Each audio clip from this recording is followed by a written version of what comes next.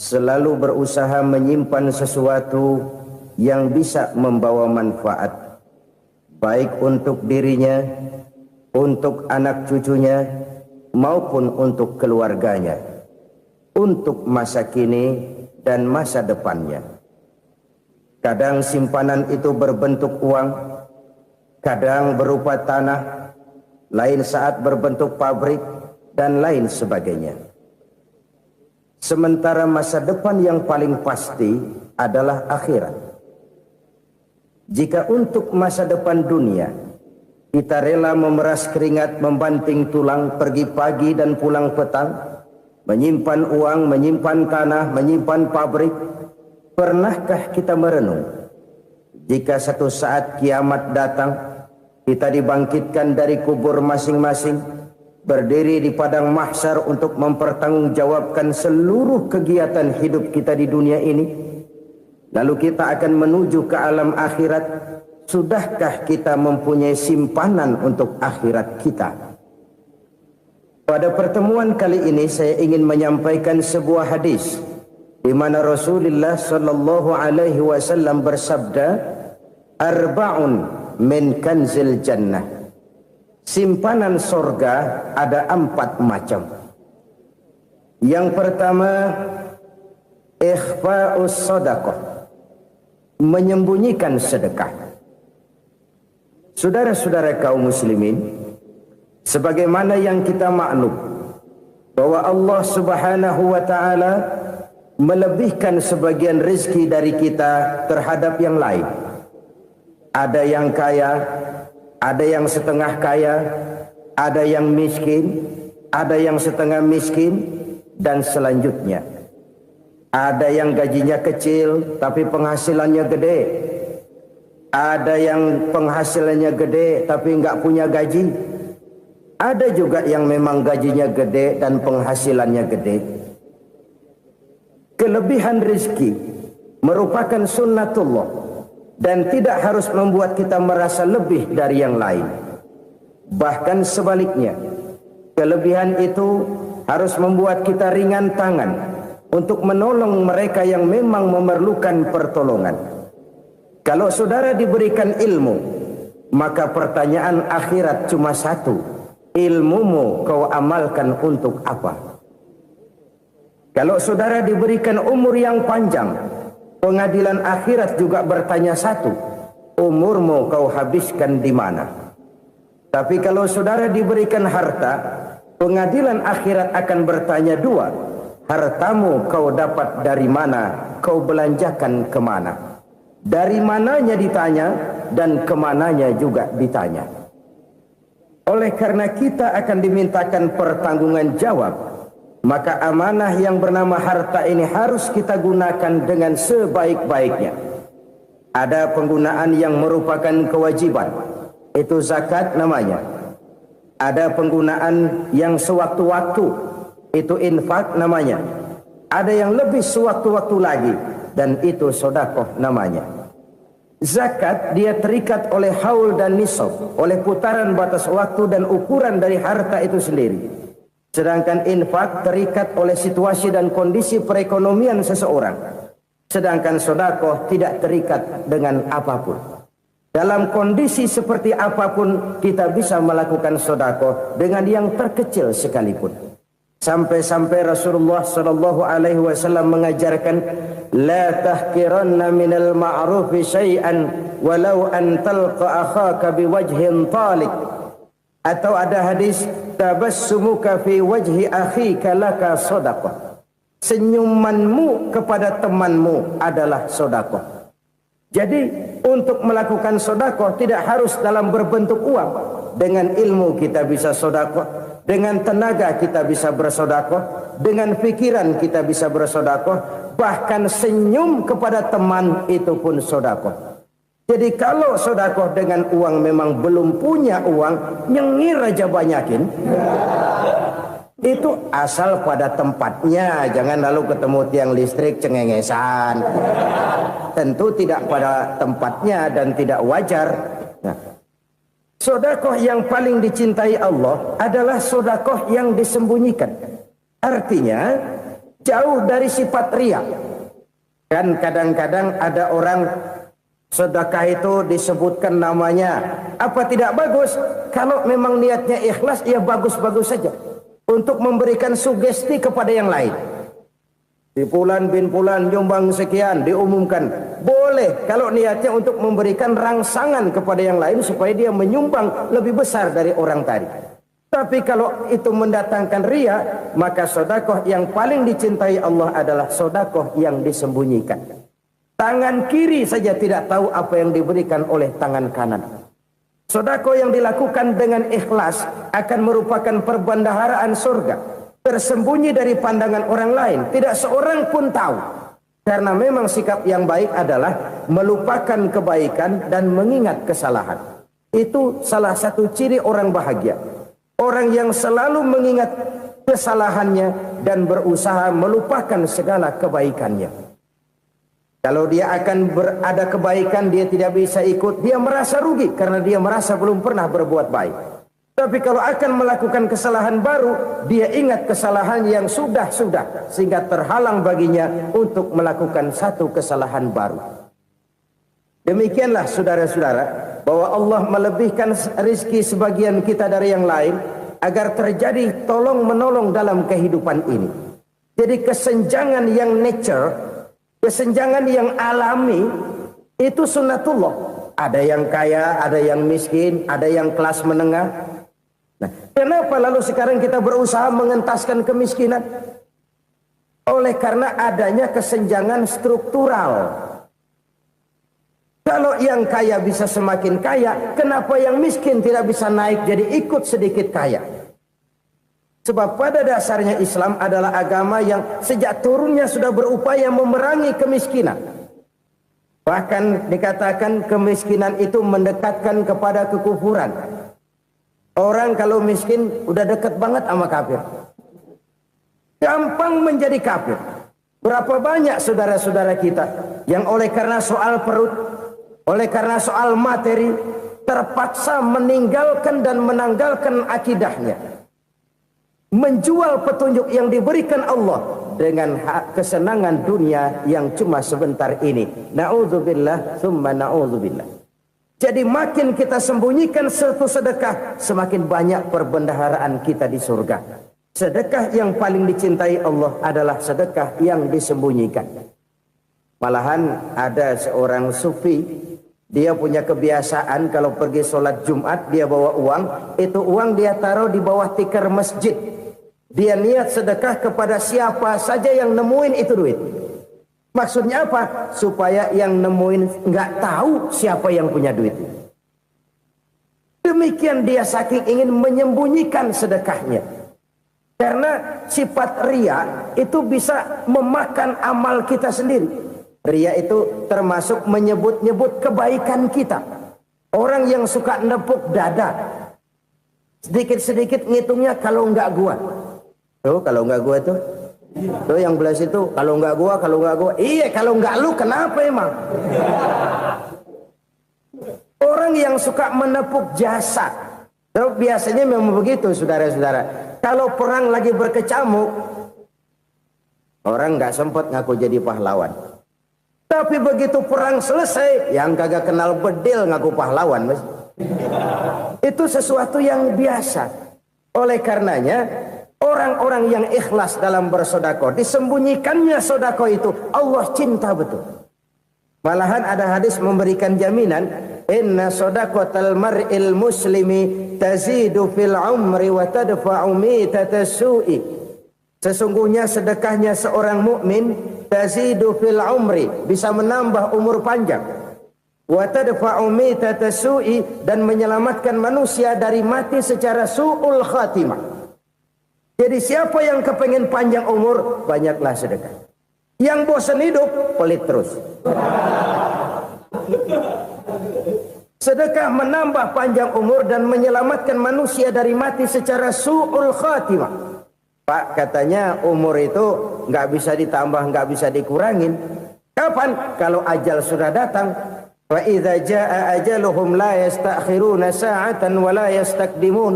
Kalau ajal datang tidak bisa dimajukan, tidak bisa dimundurkan. Itu kalau ajal sudah datang. Tidak bisa lagi umur ditambah dikurangi, sudah datang. Tapi kalau belum datang, itu kan haknya Allah.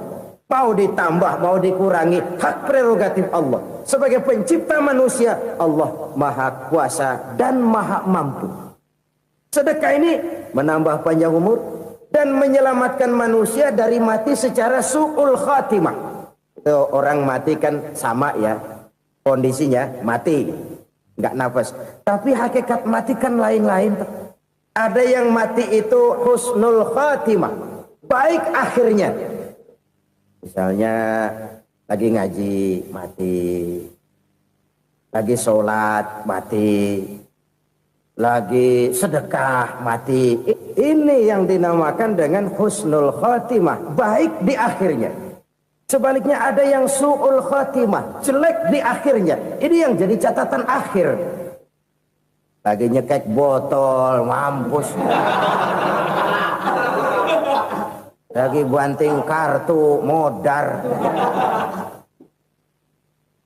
Su'ul khatimah, jelek pada akhirnya. Sedekah menyelamatkan manusia dari mati secara su'ul khatimah. Dan kita semua kepengen mendapat husnul khatimah, jauh dari su'ul khatimah. Oleh sebab itu yang bisa menyelamatkan kita dari penyakit itu antara lain adalah sedekah yang disembunyikan. Yang dikerjakan dengan ikhlas karena Allah. Tidak karena kepengen dipuji orang, tidak karena ingin dikatakan orang pemurah, sebab orang dermawan itu orang yang memberi tanpa harus diminta. Kalau masih harus diminta, ya belum dermawan namanya, masih harus diminta. Kalau nggak diminta ya tulus, lolos, polos. Saudara-saudara kaum muslimin rahimakumullah. Harta adalah amanat dan akan kita pertanggungjawabkan. Allah melebihkan rizki sebagian kita dari yang lain agar kita saling tolong menolong, bantu membantu. Nabi janjikan siapa yang meringankan beban saudaranya muslim di dunia, Allah akan meringankan bebannya di akhirat nanti. Sebuah jaminan dari baginda Nabi. Si orang yang kita bantu barangkali tidak bisa membalas, Allah yang akan membalas lewat jalan lain yang tidak pernah kita sangka-sangka. Ada orang tanya, Pak, ini ada orang nyumbang masjid sambil marah-marah, bagaimana? Saya bilang sumbangannya aja ambil, marahnya jangan. Marahnya jangan diambil, itu urusan dia. Saudara-saudara kaum muslimin rahimakumullah. Umat Islam ini kan umat yang punya potensi besar. Kadang kita merenung, kenapa kadang-kadang pembangunan masjid kok lambat sekali? Kalau hotel hari ini peletakan pertama, bulan depan peresmian. Supermarket hari ini peletakan batu pertama, minggu depan peresmian. Tapi kalau sudah yang namanya masjid, kadang-kadang peletakan batu pertama sekaligus jadi batu terakhir. 3 tahun, 4 tahun, campur nebar jalak di jalanan, duit dijaring kayak ikan sepat. Apa tidak ada orang Islam yang kaya? Banyak. Apa tidak ada pengusaha muslim yang jadi konglomerat? Ada. Lalu yang belum banyak itu yang komit terhadap nilai-nilai agamanya. Akhirnya kita jatuh jadi umat yang lemah.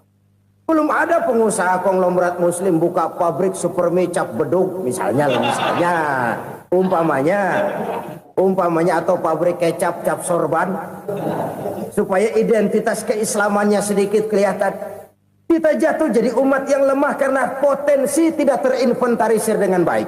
Kita ini ibarat kompor yang cuma matengin nasi orang lain. Potensi kita dimanfaatkan oleh orang lain. Ukhuwah Islamiyah kita baru terbatas kepada silaturahmi. Ukhuwah di bidang ekonomi kita lemah, ukhuwah di bidang kebudayaan kita lemah, apalagi ukhuwah di bidang politik kita lebih rapuh lagi. Padahal ukhuwah itu adalah totalitas kehidupan manusia, menyangkut ipolek sosbud, memerlukan nilai-nilai ukhuwah. Jadi oleh karena itu mari kita menyadari di dalam harta kita, walaupun kita yang cari, pergi pagi, pulang sore, peras keringat, banting tulang, di sana ada harta anak yatim. Di sana ada hak masjid. Di sana ada hak pesantren, di sana ada hak jihad. Berbahagialah seseorang apabila dia oleh Allah dijadikan keran. Keran itu menyimpan air, tapi tidak untuk dirinya, tapi disalurkannya kepada mereka yang memang memerlukannya. Saudara-saudara kaum muslimin rahimakumullah, ini yang pertama. Jadi perbendaharaan surga adalah menyembunyikan sedekah. Orang lain nggak tahu, kita pun nggak pernah ngitung-ngitung. Kita anggap lewat begitu saja, padahal itu deposit akhirat. Satu. Yang kedua, perbendaharaan surga itu apa? Wa kitmanul musibah, menyembunyikan kesulitan. Kadang orang takut menghadapi kesulitan, tapi makin kita merenung, hidup ini kan sebenarnya urusan. Takut sama urusan, ya jangan hidup. Tandanya orang hidup itu kalau punya urusan. Urusan melupakan problem. Problem sering menimbulkan kesulitan. Kesulitan bukan untuk ditakuti, tapi untuk diatasi dan dicarikan jalan keluarnya. Siapa sih orangnya yang nggak pernah sulit-sulit? Makin tinggi status sosialnya, makin gede urusannya. Makin tinggi kualitas imannya, makin berat tingkat kesulitannya. Cuma memang yang namanya enak itu seperti pelangi. Biang lala itu nggak pernah di atas kepala kita, di atas kepala orang melulu. Lo sih enak lo, kata kita. Dia juga bilang yang enak kan lo. Pelangi itu nggak pernah di atas kepala kita. Kata tukang beca, aduh enak ya naik Mercy. Kata tukang beca, apa yang di dalam mobil Mercy? Aduh enak bener tukang beca, di jok ngeringkuk ngorok pulas bener. Saya kamar pakai AC sejuk, tempat tidur sutra empuk, alga spring bed, gula kulik nggak bisa pulas kalau belum minum Valium, belum tidur. Enak bener tukang beca, di jok ngorok nggak tahu wetan kulon. Si tukang beca bilang yang di Mercy enak, yang di Mercy bilang tukang beca enak. Inilah enak, nggak pernah di atas kepala kita, di atas kepala orang lain melulu enak itu. Nah, saudara-saudara, yang merupakan perbendaharaan surga itu orang yang bisa menyembunyikan kesulitan, baik pribadi ataupun rumah tangga. Nih terutama rumah tangga yang jadi soalnya. Kadang-kadang kita ini kalau senang, sebaliknya kalau senang kita diam, kalem aja, cuek. Banyak banget duit kita bawaan, diam aja udah. Malah ketemu orang takut. Tapi begitu susah, sekampung tahu. Padahal Nabi mengajarkan perbendaharaan surga itu menyembunyikan musibah, menyembunyikan kesulitan. Kalau enak, cerita sama orang-orang. Kalau nggak enak, rasain sendiri, tekan sendiri, atasin sendiri. Kita kan sebaliknya. Senang kita diam, asal lagi susah, paling tidak kita nyari teman buat cerita kesusahan. Siapa orangnya yang nggak pernah susah? Cuma soalnya bagaimana kita mengatasi kesusahan itu sendiri. Begitu juga misalnya kalau orang sudah berumah tangga, itu orang tuanya harus menjadi tempat dia cerita yang enak-enak saja. Yang nggak enak rasain berdua, selesaikan berdua, atasin berdua. Jangan dibalik. Asal senang diam, giliran susah saja. Maknya laporan. Terbalik. Bisa menjaga security informasi. Maka nama bayam keluar diam, malah seluitan. Enak amat lo makan daging ayam. Security informasi. Saudara-saudara kaum muslimin rahimakumullah. Ujian yang terberat itu yang pernah diberikan kepada para nabi, para rasul, para aulia, para ulama. Makin tinggi keimanan, makin berat bentuk kesulitan. Ayo saya kemukakan satu contoh saja. Ada seorang nabi yang kaya, nabi kaya, namanya Nabi Ayub. Iblis kalau orang begini kan keki, ibadahnya rajin, kaya. Nih yang kayak begini susah digodain. Kalau ibadahnya rajin, miskin, kali bisa disogok. Sini imannya mantap, ibadahnya rajin, kaya, nabi lagi. Oh, tapi namanya iblis nggak kurang akal. Laporan, Tuhan, kenapa Les? Ya ini bahasa saya, bahasa Qurannya sih nggak gitu. Itu hambamu yang namanya Ayub, dia rajin ibadah cuma karena dikasih kaya aja. Coba kasih miskin dia, berhenti dia sembahyang. Ah, kamu bisa aja. Saya tahu Ayub itu hambaku yang ikhlas. Saya buktiin Tuhan, silahkan. Dibuktiin lah, iblis turun ke alam ini. Yang mula-mula dia lakukan, dia rusak sawah ladang Nabi Ayub. Dia binasakan binatang ternak Nabi Ayub. Sehingga dalam waktu singkat, jatuhlah Nabi Ayub dari orang paling kaya jadi orang paling miskin. Beliau masih ibadah di mihrab dalam masjid. Datang iblis. Saudara Ayub, ya, lagi ngapain? Ibadah. Nyembah Allah, nyembah Allah. Oh, percuma. Kenapa? Tuhan yang ente sembah nih, dia udah bikin miskin ente. Sawah ladang ente hancur lebur, binatang ternak binasa. Sekarang ente jadi orang paling miskin. Ngapain nyembah Tuhan kayak begitu? Tekor. Udah berhenti dah ibadah, berhenti ibadah. Ini iblis sama Tuhan laporannya lain, yang dikerjakan kepada Nabi Ayub juga lain. Benar begitu iblis, kata Nabi Ayub. Iya, sawah ladang saya habis, buras. Binatang ternak saya binasa, binasa. Saya miskin, bangpak. Apa jawab Nabi Ayub? Bukan innalillahi, ya, ini hebat. Alhamdulillahillazi a'tani wa akhadha minni. Segala puji bagi Allah yang telah memberikan harta kepada saya dan sekarang mengambilnya lagi. Alhamdulillah. Allah yang ngasih, Allah yang ambil. Itu mah urusan Allah. Iblis cuman ibadah jalan terus, sujud lagi Nabi Ayub. Iblis seleher gondok banget. Dasar Nabi nggak mempan dia apa-apain. Miskin malah alhamdulillah. Allah yang ngasih, Allah yang ambil. Jadi kalau kita tidak komit, kita tidak terikat kepada kaya, miskin, senang, susah, apa yang bisa bikin kita susah? Jadikan kekayaan, kemiskinan, jadikan senang, susah sebagai anak buah yang bisa kita atur. Jangan kekayaan ngatur kita, jangan kemiskinan ngatur kita. Kita yang harus mengatur mereka.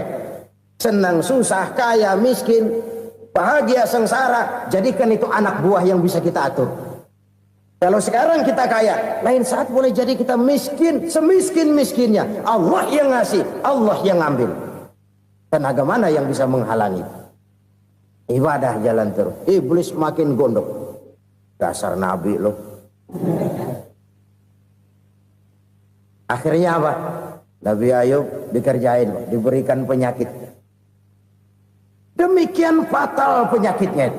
Bayangin, udah miskin sakit. Masya Allah. Miskin sakit.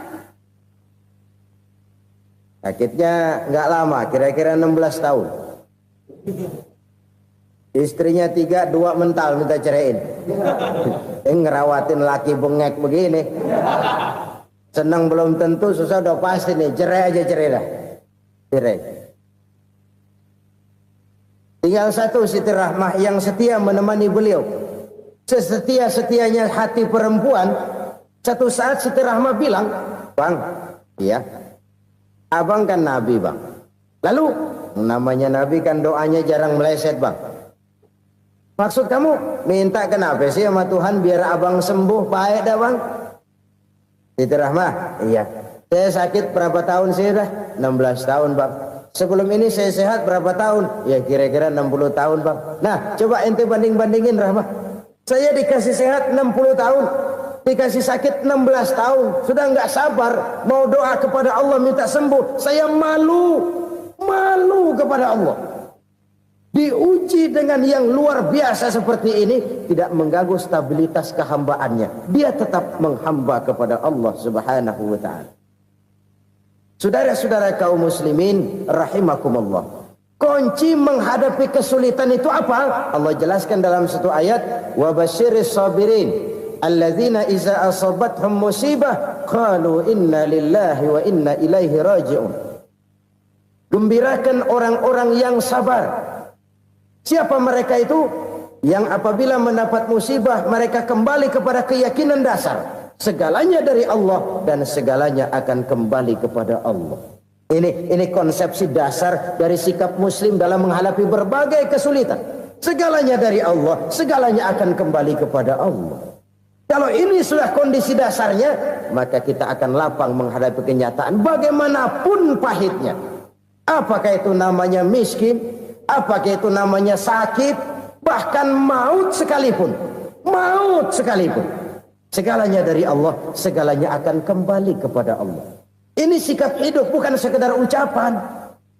Kita kadang-kadang menjadikannya sebagai ucapan.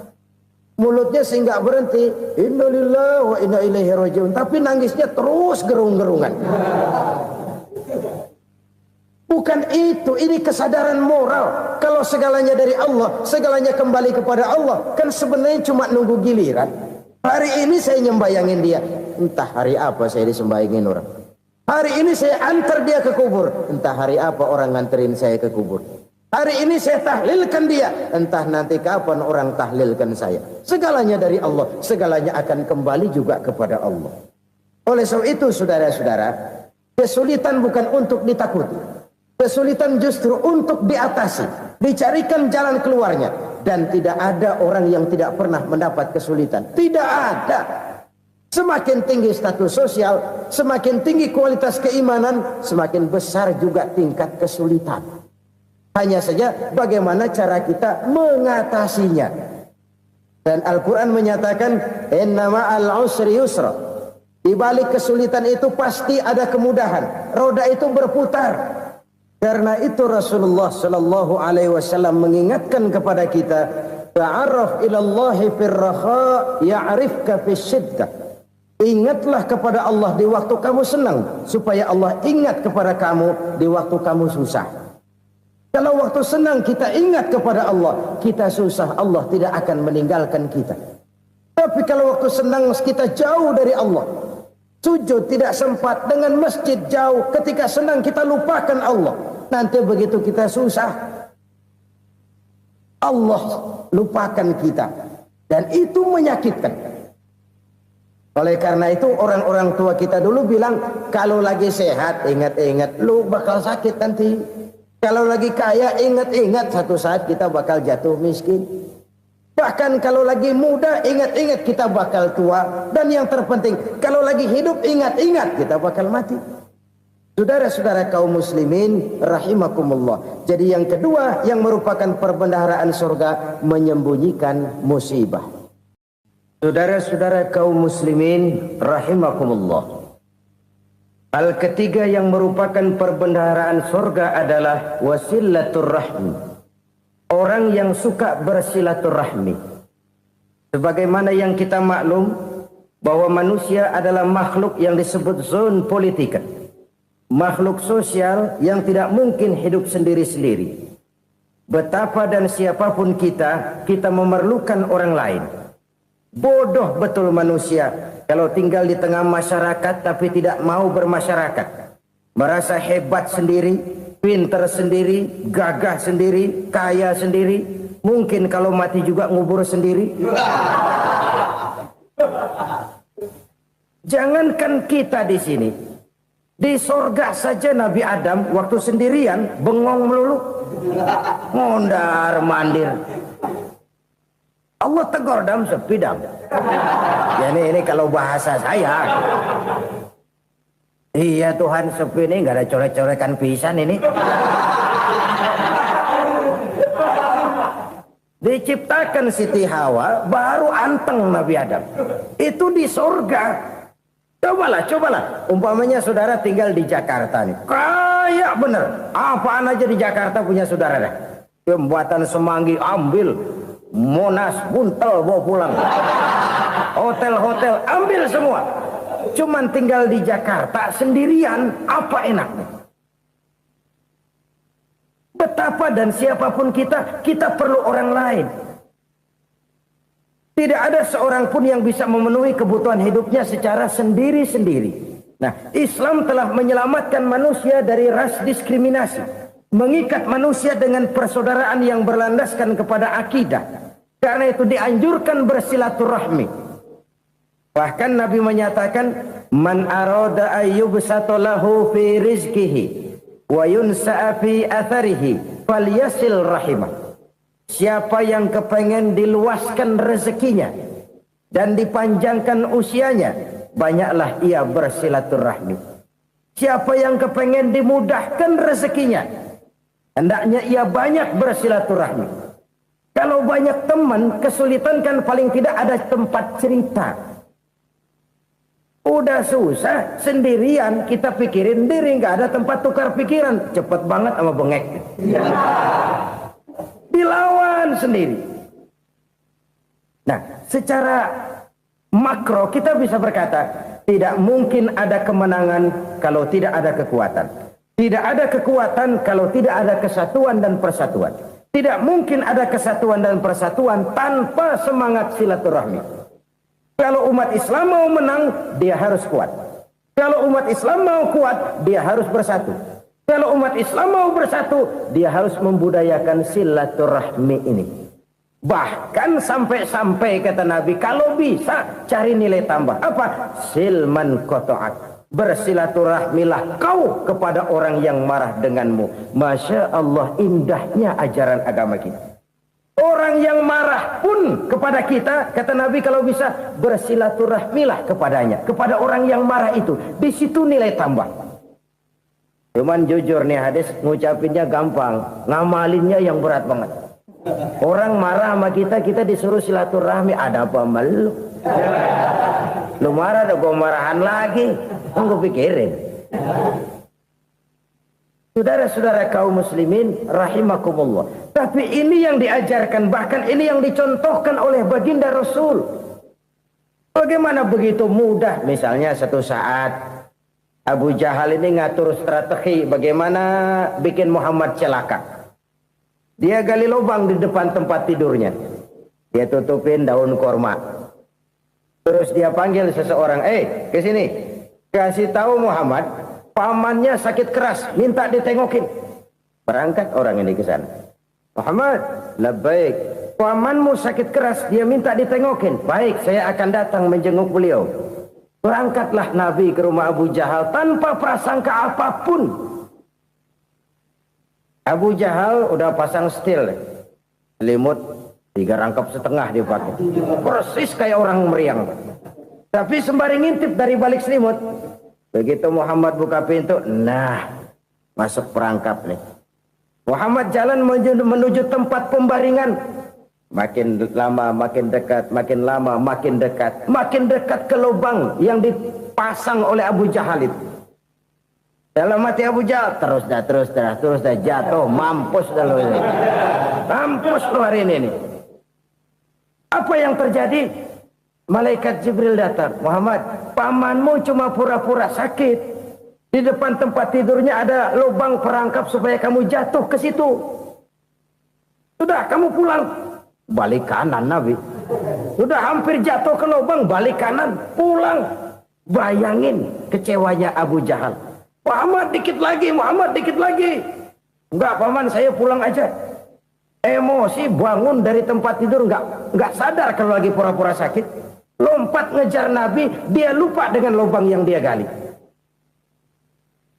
Serak, nyemplung sendiri ke dalam lubang.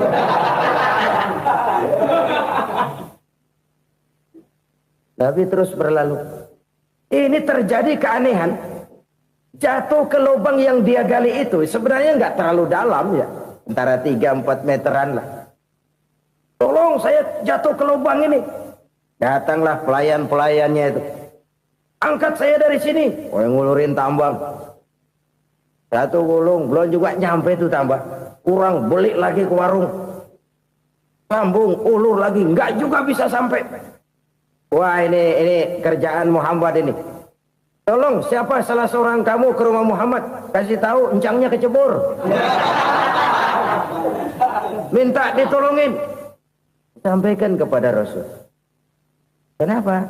Pamanmu jatuh ke lubang, Muhammad minta tolong diangkatin. Tambang udah nyambung-nyambung nggak nyampe juga. Ya, nanti saya datang, saya tolong. Coba. Nyata-nyata orang berniat jahat mau mencelakakan dia. Datang dia menolong. Ini yang disebut air tuba dibalas air susu ya ini. Bukan sebaliknya. Air tuba dibalas air susu.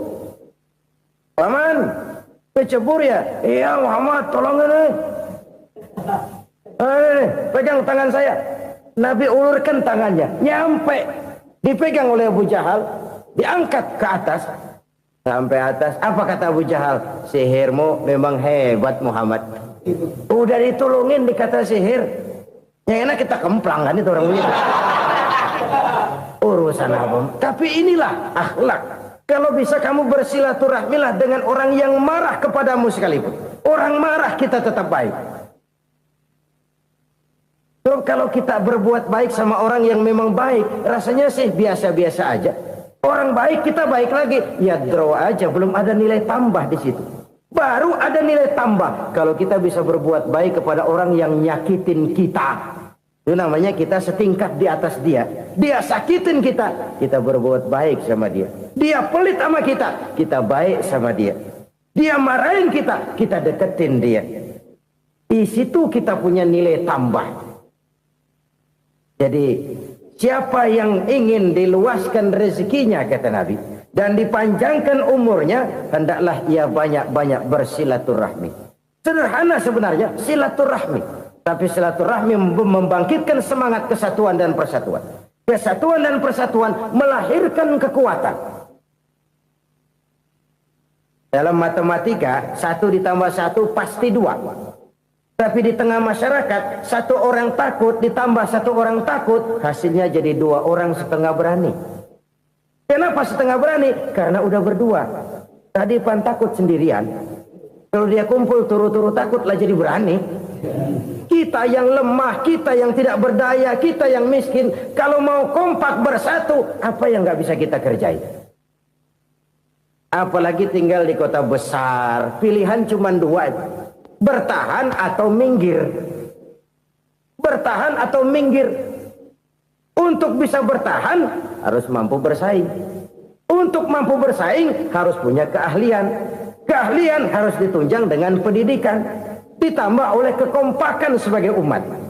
Udah miskin mencar mulu, orang injak kita. Orang nggak pandang urusan apa yang malu. Oleh karena itu silaturahmi pada hakikatnya merupakan roh dari ukhuwah yang diajarkan oleh agama kita. Bagaimana Islam menyelamatkan masyarakat manusia dari ras diskriminasi, mengikat manusia, dan tidak ada persaudaraan yang lebih indah selain persaudaraan yang diikat dengan nilai-nilai akidah. Sepanjang orang di jalan Allah, itulah saudara kita. Keluar dia dari jalan Allah, selesailah persaudaraan sampai di situ. Karena itu, kalau ingin menyimpan sesuatu di surga, banyaklah bersilaturahmi. Datang ke rumah ini, datang ke rumah itu, dan lain sebagainya. Itu simpanan kita di akhirat nanti. Ini yang ketiga. Saudara-saudara, yang keempat, perbendaharaan surga itu apa? Wa qawlu la hawla wa la quwwata illa billah. Ucapan la hawla wa la quwwata illa billah. Ibadah kan ada yang berat, modalnya besar. Bangun masjid berat, modalnya besar. Bangun rumah sakit berat, modalnya besar. Ada ibadah yang berat, tapi modalnya ringan. Misalnya puasa. Puasa itu berat, mengendalikan nafsu. Kalau sekedar nggak makan nggak minum sih enteng, mengendalikan nafsu. Itu jihad terbesar. Tapi kan modalnya ringan, cuma niat saja. Ini ibadah berat, modalnya ringan. Ada ibadah yang ringan, modalnya juga enteng. Seperti termasuk ucapan la haula wa la quwwata illa billah. Tanpa sadar, la haula wa la quwwata illa billah. Nyelengin tuh di surga. Nyelengin, kita nggak terasa. Nyelengin simpenan akhirat. La haula wa la quwwata illa billah. Nyimpan lagi. Kaget, la haula wa la quwata illa billah, nyimpan lagi, banyak simpanan. Walaupun sebenarnya yang dimaksud di sini adalah kesadaran batin bahwa tidak ada daya dan kekuatan kecuali Allah. Itu intinya.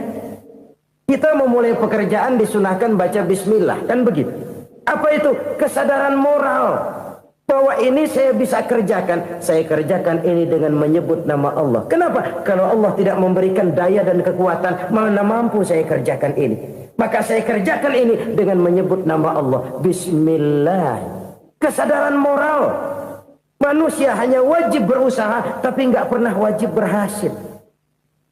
Banyak hal-hal yang kalau kita renungkan secara rasio nggak mungkin, tapi jadi kenyataan. La haula wala quwata illa billah. Tidak ada daya dan kekuatan kecuali bagi Allah semata-mata. Kesadaran moral akan kelemahan dan keterbatasan makhluk bernama manusia.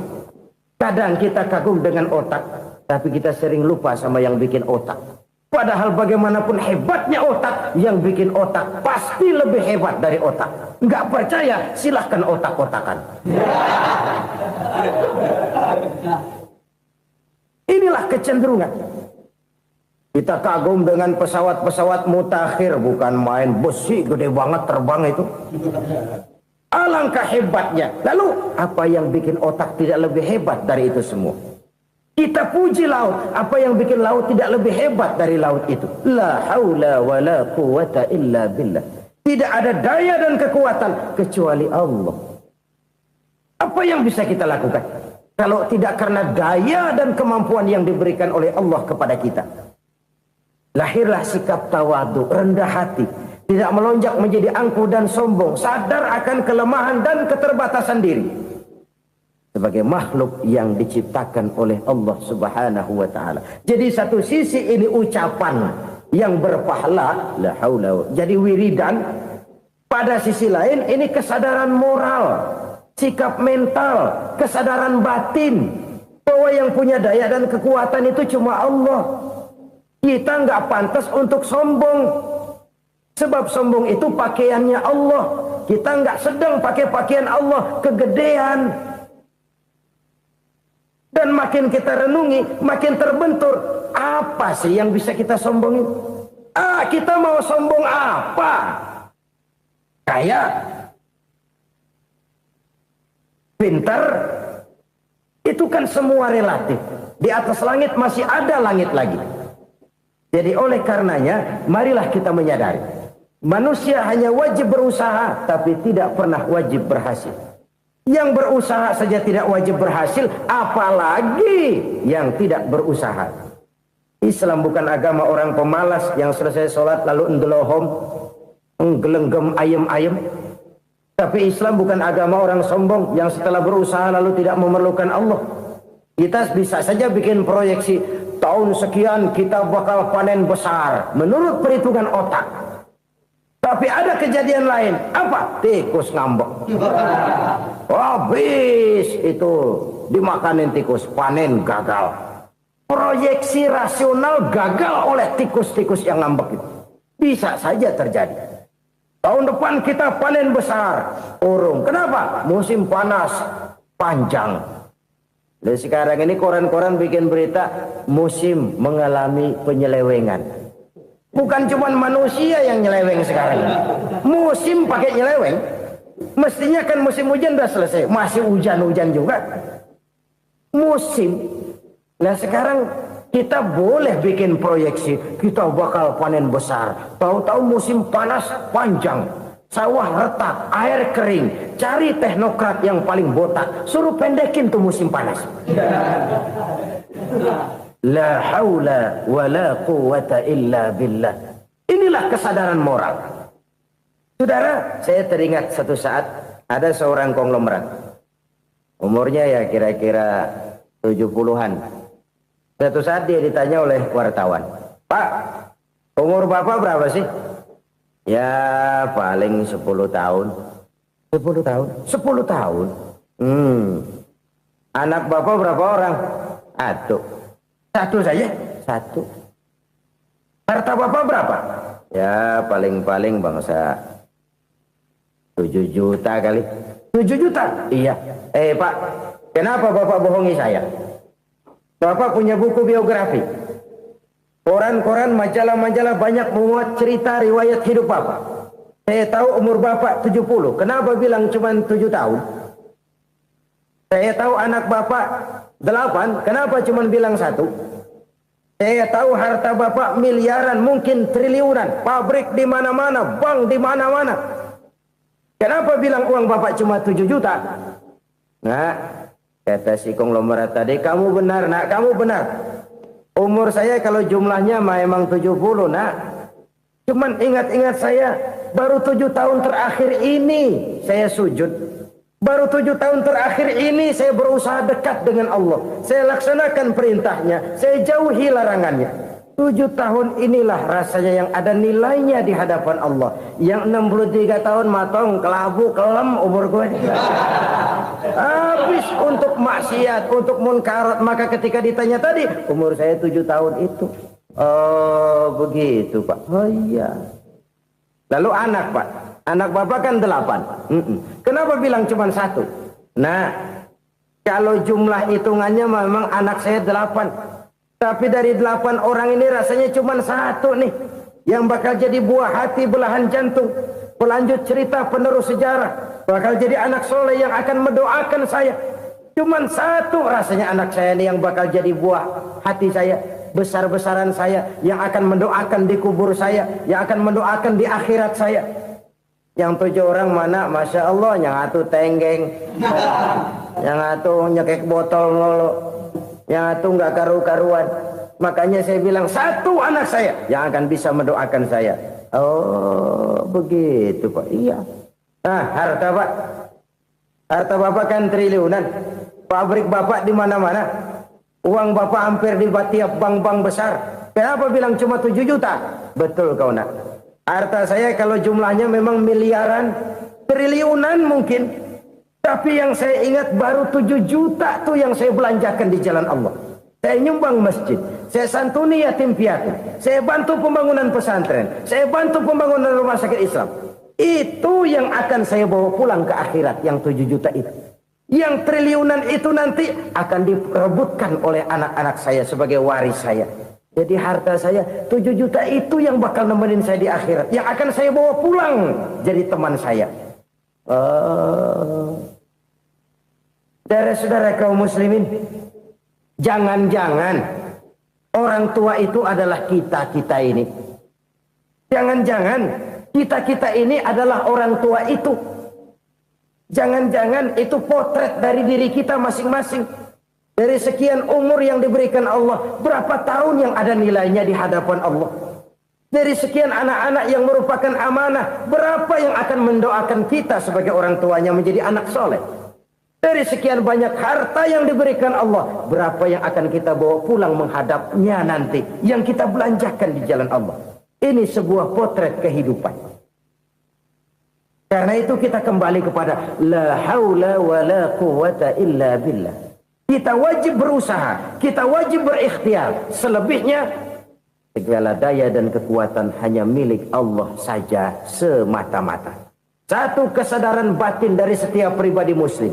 Setelah ia berusaha dan berikhtiar, ia menyerahkannya kepada Allah Subhanahu wa ta'ala. Jadi, satu sisi ini merupakan wiridan ucapan yang mengandung pahala. Pada sisi lain, ini merupakan sikap batin dari seorang muslim di dalam ia menghadapi realitas kehidupan ini. Saudara-saudara kaum muslimin, rahimakumullah. Kalau ini kita jadikan satu basis kehidupan, maka ini akan menyelamatkan manusia dari kemungkinan tergelincir menjadi orang yang lupa diri dan lupa darat. Sebab itu Imamul Ghazali berpesan, jadidis safinah fa innal bahra amiq wa khuziz zad fa inna safara ba'id wa khaffifil hamla fa innal hamla sadid. Perbarui selalu kapalmu karena lautan sangat dalam. Bawa bekal yang banyak karena perjalanan ini sangat jauh. Ringankan beban karena kebanyakan beban akan menyakitkan. Alangkah indah kalimat ini, alangkah dalam makna yang terkandung di sana. Perbarui selalu kapalmu karena lautan sangat dalam. Apa artinya ini? Jaga mentalmu baik-baik. Pelihara imanmu baik-baik karena hidup penuh cobaan seperti lautan. Kita kalau berlayar di lautan kan kadang-kadang tenang, angin bertiup sepoi-sepoi basah. Jika malam datang bintang gemintang bertabur menghias cakrawala. Rembulan memantulkan sinarnya dengan indah. Dalam keadaan begitu berlayar enak. Tapi lain saat ombak menggunung, halilintar menyambar, angin topan bertiup. Berapa banyak sudah saudara-saudara kita yang tenggelam di lautan dunia tanpa sadar bahwa dia belum sampai kepada pantai yang akan dituju. Berapa banyak sudah saudara-saudara kita yang tenggelam di lautan dunia ini tanpa sempat bangkit lagi. Dia menyangka sudah sampai kepada tujuannya. Hati-hati kapal jangan sampai bocor karena lautan sangat dalam. Iman ini jaga baik-baik karena hidup penuh dengan ujian. Wa khuzizat fa inna safara ba'id. Bawa bekal yang banyak karena perjalanan sangat jauh. Saudara mau ke Bandung, bawa duit. Saudara mau ke Surabaya, banyakan lagi duitnya. Saudara mau ke Mekah, gepokan, iketan tuh duit nggak lembaran lagi. Makin jauh perjalanan, makin banyak bekal yang harus kita bawa. Kalau saudara dari Jakarta mau ke Surabaya, kagak bawa duit berangkat juga, itu sih bukan berani namanya, nekat. Sampai Surabaya belum tentu, sengsara di jalan udah pasti. Kenapa? Nggak bawa bekal berangkat. Sama juga kita nih, misalnya belum sempat sembahyang, mati.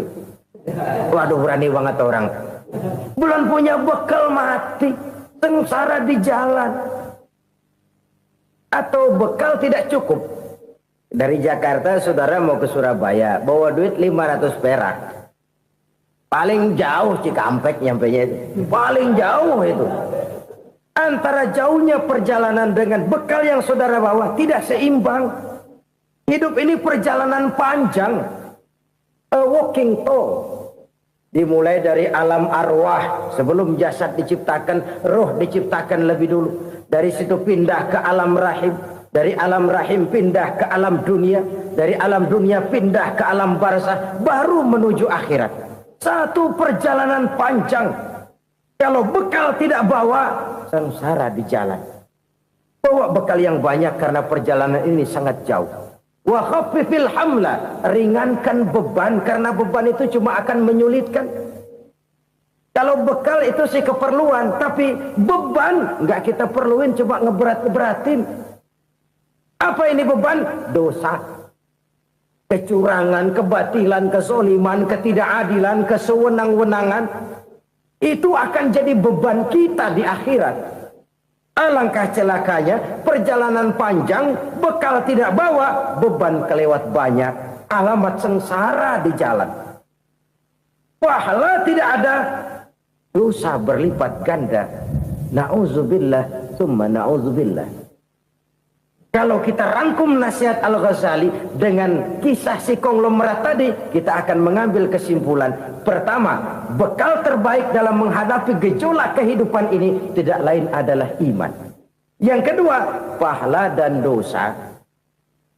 Dua hal kontroversial. Pahala adalah bekal, dosa adalah beban. Tapi kita sekarang kan tidak begitu terangsang kepada yang abstrak. Orang berlomba mencari yang konkret-konkret saja. Yang real. Kalau memang dosa, benjol dong. Kira-kira begitu. Kira-kira begitu. Persis orang Yahudi dulu. Orang Yahudi itu kan pernah minta kepada Nabi Musa. Ya Musa, lan nu'mina laka hatta narallaha jahrah. Musa, kami nggak bakal mau beriman kepada Allah kalau belum kami lihat Allah ada nongkrong di depan kami. Kalau memang Tuhan ada, taruh dong di depan kami.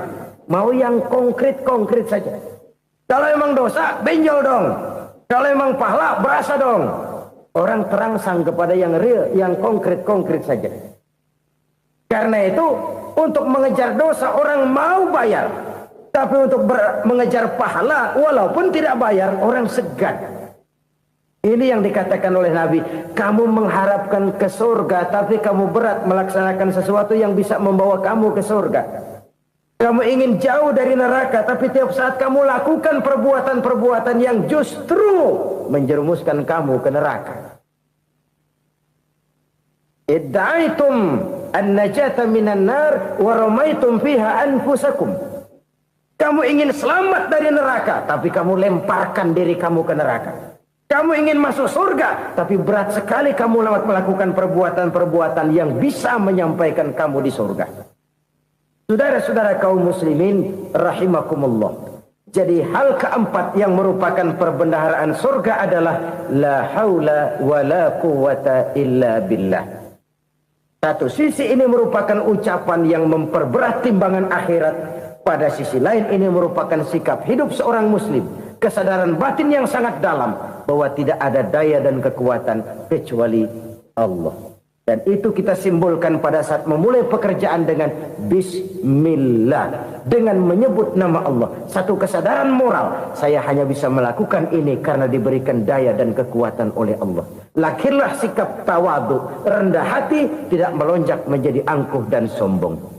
Saudara-saudara, sampai sini dulu jumpa kita kali ini. Semoga 4 perbendaharaan surga ini dapat kita lakukan, yang kelak akan merupakan bekal kita di kemudian hari nanti. Amin ya rabbal alamin. Bapak-bapak, ibu-ibu, saudara-saudara kaum muslimin rahimakumullah. Di dalam kehidupan kita sebagai seorang muslim, minimal 5 kali dalam sehari semalam kita mendengar seruan untuk mendirikan solat yang disebut azan. Ada kalimat menarik di dalam kalimat azan itu, yakni seruan hayya 'alal falah, marilah menuju kepada keberuntungan, marilah meraih kemenangan. Seruan ini adalah kecenderungan dari setiap manusia, apapun warna kulitnya. Artinya, setiap orang dalam hidup selalu ingin meraih dan mencari kemenangan. Kemenangan akan melahirkan kepuasan batin, dan kepuasan batin memberikan kebahagiaan. Sedangkan kekalahan melahirkan penderitaan batin, dan penderitaan batin menjerumuskan seseorang di dalam berbagai bentuk kerugian. Jikalau inilah seruan azan, maka masalahnya ialah apa yang menyebabkan kita meraih kemenangan. Al-Quranul Karim memberikan tuntunan dan ajaran kepada kita bahwa orang-orang yang memperoleh kemenangan itu tidak lain adalah orang-orang yang bertakwa. Hanyalah mereka yang bertakwa kepada Allah Subhanahu wa ta'ala pada akhirnya akan tampil sebagai pemenang. Lalu siapa orang yang bertakwa itu? Dijelaskan dalam awal-awal Al-Baqarah, orang yang bertakwa yang akan meraih kemenangan. Pertama, allazina yu'minuna bil ghaib, yaitu orang-orang yang beriman kepada yang gaib. Percaya bahwa ada alam yang gaib, alam yang abstrak, alam yang tidak bisa dijangkau oleh salah satu daripada panca indera kita. Mereka percaya dan beriman kepada adanya malaikat, beriman kepada adanya iblis dan jin, beriman kepada adanya alam kubur, beriman kepada adanya alam mahsyar, beriman kepada adanya alam akhirat, beriman kepada adanya surga dan neraka. Beriman bukan cuma sekedar beriman dalam ucapan bibir saja, tetapi beriman yang nilai iman itu mampu mewarnai gerak dan gaya hidupnya. Iman yang meresap sampai ke tulang sumsum, kemudian memberikan dampak positif di dalam kehidupan manusia. Alam, kita tahu, adalah sesuatu yang selain Allah, dan Allah bukanlah alam. Apapun namanya selain daripada Allah, itu adalah alam. Alam pada hakikatnya terbagi menjadi 2. Ada alam syahadah, alam nyata, alam konkret, alam yang bisa dijangkau oleh salah satu indera kita. Kemudian ada alam ghaib, alam yang tidak bisa dijangkau oleh panca indera kita, alam metafisika, alam abstrak, alam yang wajib kita imani keberadaannya. Kita percaya bahwa malaikat itu ada, Kita percaya kepada jin, bahwa jin itu ada. Kita percaya kepada adanya iblis dan setan. Bukan percaya kepada iblis dan setannya, percaya bahwa iblis dan setan itu ada. Itu termasuk salah satu daripada sifat orang yang bertakwa kepada Allah. Saudara-saudara kaum muslimin rahimakumullah, kecenderungan pembangunan yang lebih bersifat materialistis biasanya menggeser aspek kehidupan rohani. Orang berpikir empiri, dan dalam pola pikir yang demikian maka alam gaib tidak lagi mendapat perhatian.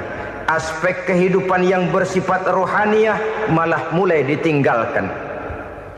Akibatnya terjadilah kepincangan di dalam kehidupan kita.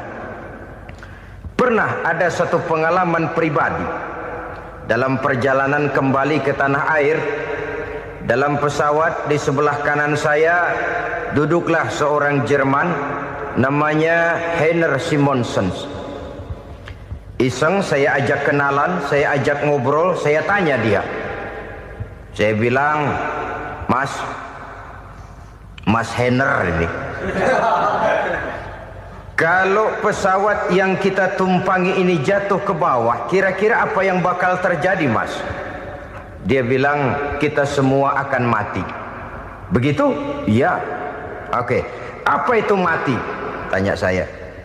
Dia bilang, untuk tahu apa itu mati, kita harus tahu lebih dahulu apa itu hidup. Saya pikir nih bule bisa ngomong juga.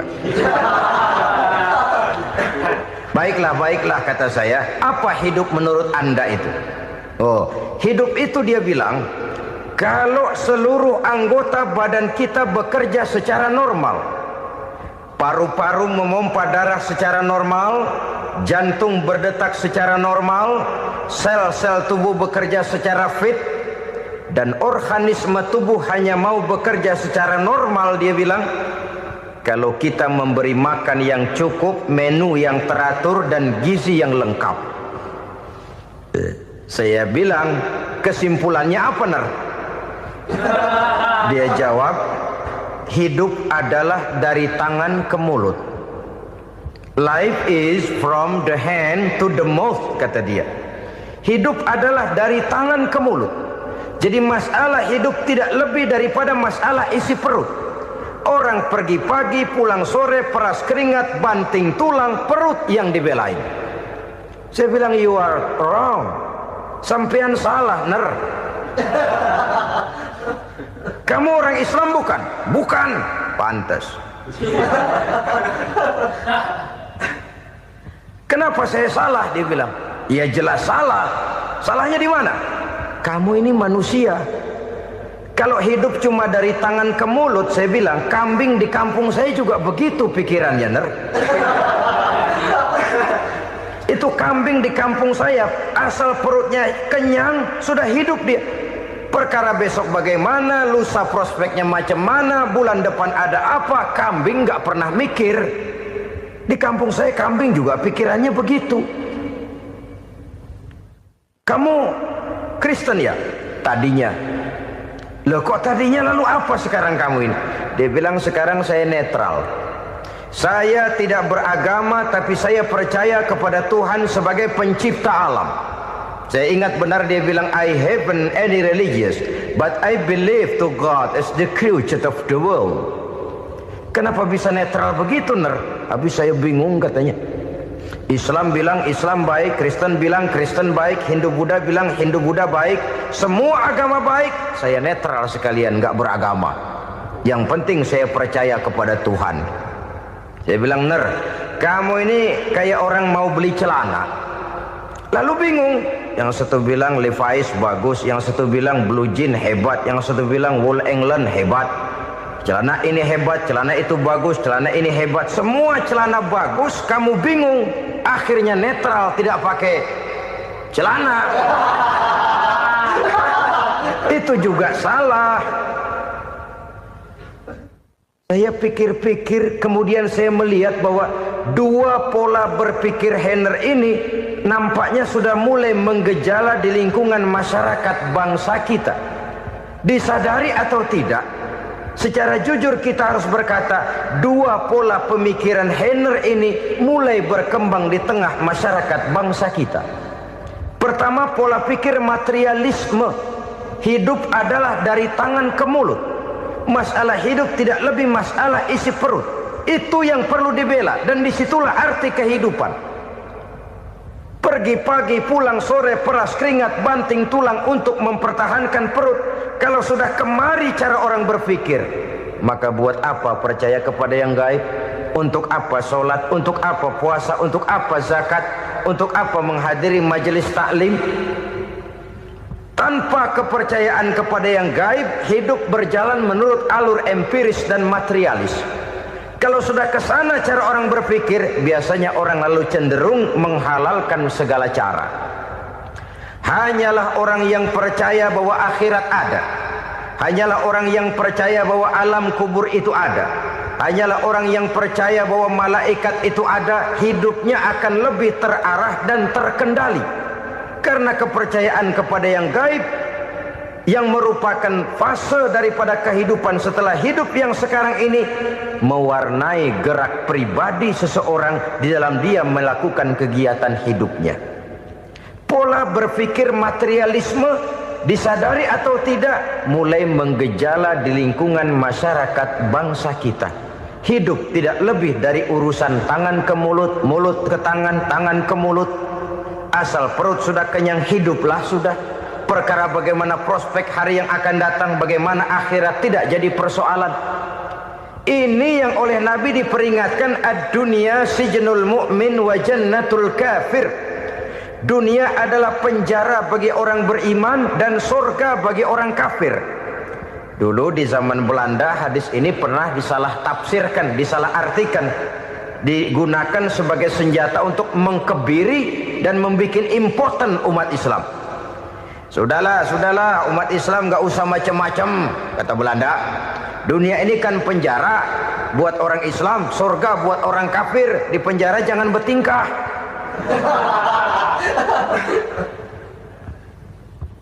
Pengertiannya tidak begitu. Dunia adalah penjara bagi orang mukmin. Artinya dalam kehidupan dunia seorang mukmin tidak bebas memperturutkan hawa nafsunya. Di penjara hawa nafsunya itu. Sebaliknya, surga bagi orang-orang kafir. Buat orang kafir, surgalah dunia ini. Mereka bebas memperturutkan hawa nafsunya. Dilarang tidak terlarang, dicegah pun tidak tercegah. Mereka hidup menurut alur bisikan nafsu mereka sendiri. Kemudian bila ajal datang, maut merenggut nyawa, selesailah surganya sampai di situ. Maka bagi orang-orang yang tidak percaya kepada adanya akhirat, kepada adanya alam gaib, surganya sebatas umurnya. Sekali lagi, surganya sebatas umurnya. Bila umur selesai, ajal pun datang merenggut nyawa, selesailah sudah surganya sampai di situ. Alangkah pendeknya perjalanan orang-orang yang tidak percaya kepada alam gaib ini. Bagi kita mukmin, jikalau kita mampu memenjarakan hawa nafsu, kita bisa bahagia di dunia ini. Dan Islam memang tidak menyuruh kita sengsara di dunia. Raih dunia, kejar dunia, gapai dunia sebagai alat untuk mencapai kebahagiaan di akhirat nanti. Hidup adalah satu perjalanan panjang yang terbentang sejak kita terlahir dari alam rahim sampai kepada alam akhirat nanti. Andai kata kita gagal meraih kebahagiaan di dunia, toh kita masih punya akhirat. Tapi jangan jadi dalil yang melemahkan semangat. Biarin dah kita di dunia kebelangsak, yang penting akhirat. Akhirnya dunia benar-benar kebelangsak. Bagaimana dunia ini bisa kita raih, dan bagaimana meraih dunia untuk menunjang kepentingan akhirat nanti. Yang kedua, dari pikiran Heiner yang saya lihat menggejala di lingkungan masyarakat bangsa kita, timbulnya manusia-manusia netral. Seolah-olah Tuhan yes, agama no. Sama Tuhan percaya, agama ogah. Tuhan ngangguk, giliran agama godeng. Padahal hampir dalam setiap ayat dalam Quran, kata-kata amanu biasanya bergandeng dengan wa amilus shalihat. iman dan amal soleh. Ini sebagai isyarat Tuhan dan agama jangan pernah dipisah-pisah. Apabila kita bertuhan, maka kita harus beragama. Apabila kita beragama, maka agama itu harus bersumberkan dari Tuhan yang kita imani itu. Tidak mungkin kita pisah, Tuhan yes, agama no. Sama Tuhan percaya tapi agama bikin sendiri. Sembayangnya cukup bengong 2 jam madep ngulon.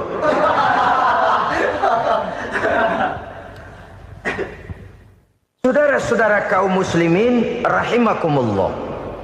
Jadi dengan demikian, agama yang kita akui merupakan unsur mutlak di dalam pembangunan sekarang ini, merupakan bagian dari kehidupan yang menuntun kita bahwa di balik alam nyata ini, di balik alam syahadah ini ada alam gaib.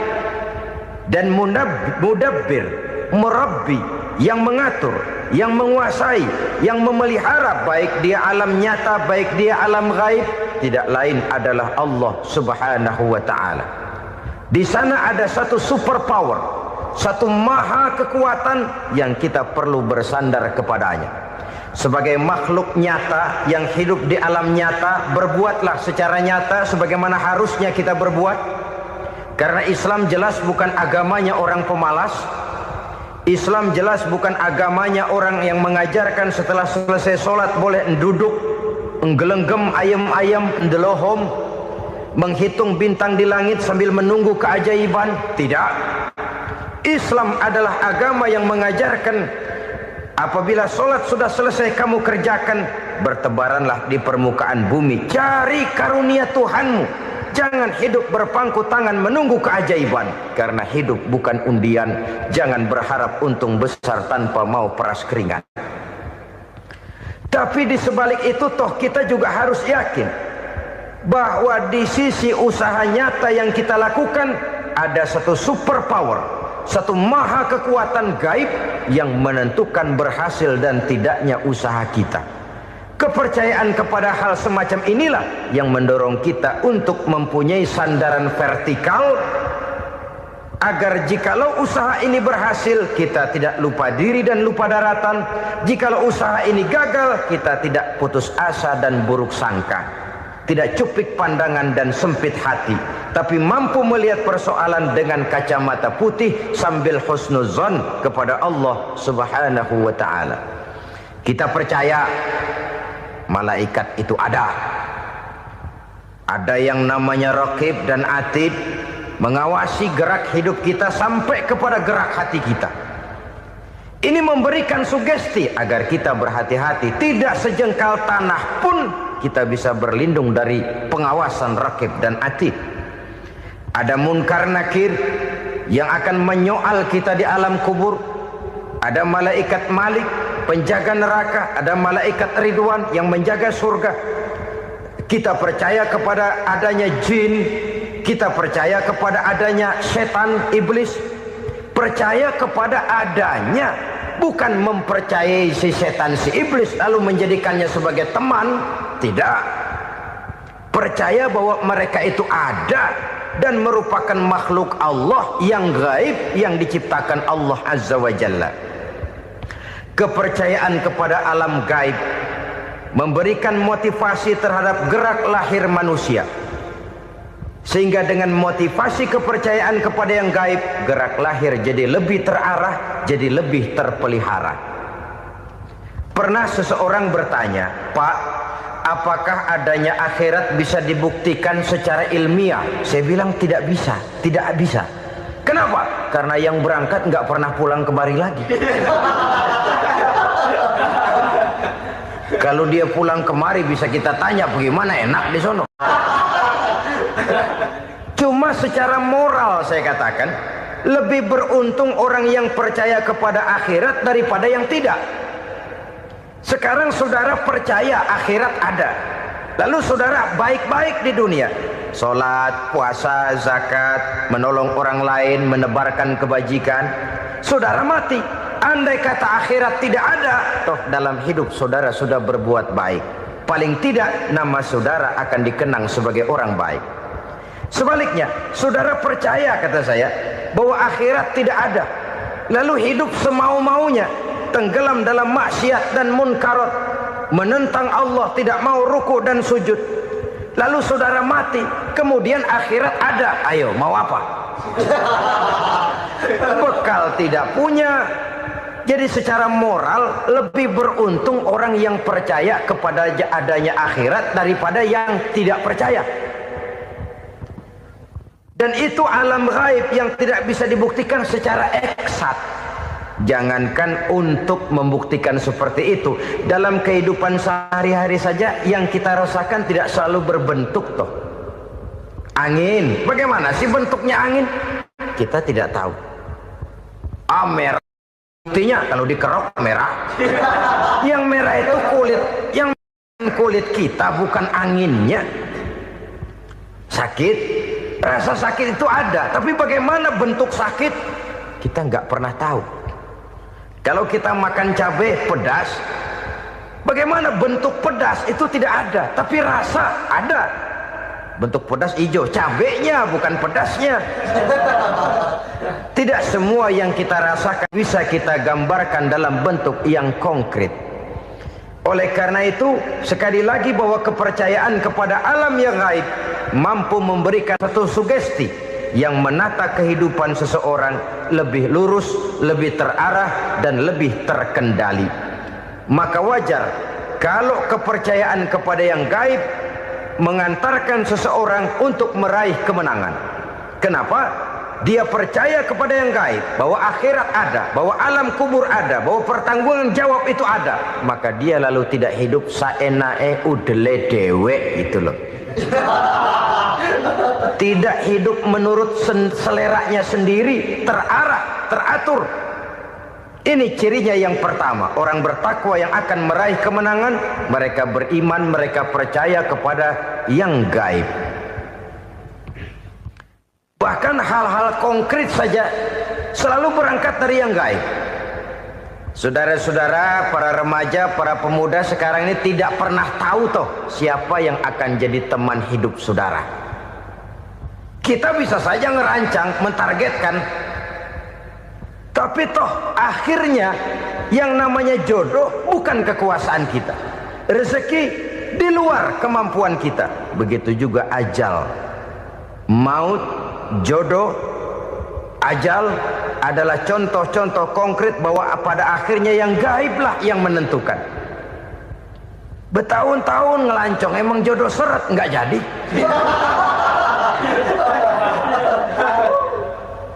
Begitu kenal baru setengah malam nginep ditangkap hansip kan.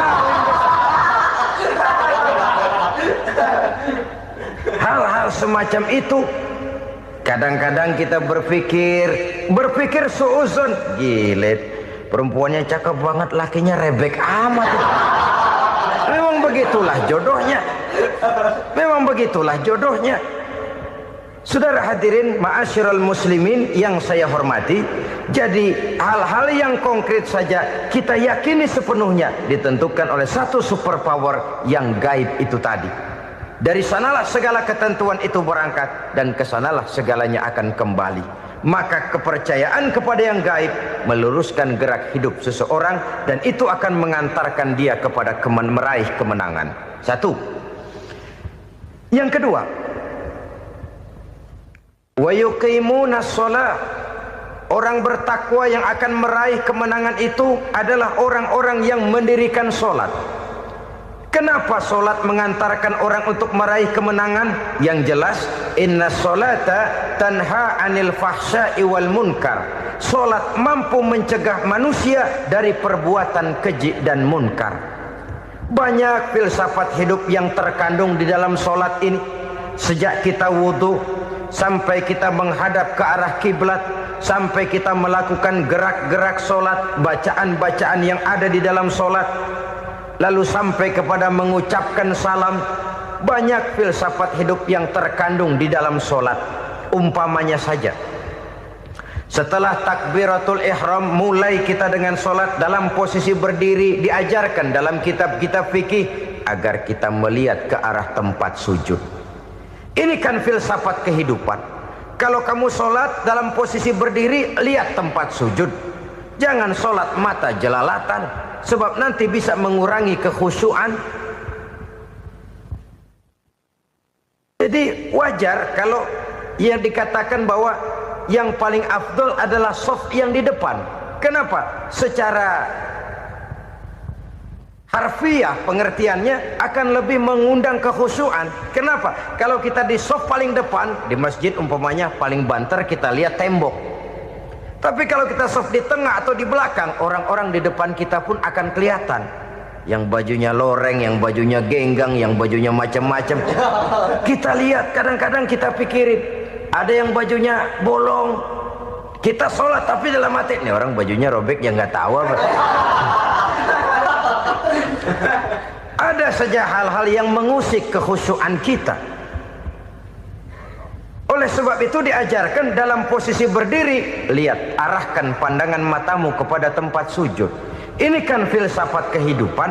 Maksudnya apa? Kalau lagi diri lihat dong tempat sujud. Kalau udah di atas ingat dong sama yang bawah. Kalau sudah tinggi ingat dong dari mana kamu berangkat. Kalau sudah berkuasa bantu dong yang lemah. Kalau sudah kaya santuni dong yang miskin. Kalau sudah alim bimbing dong yang awam.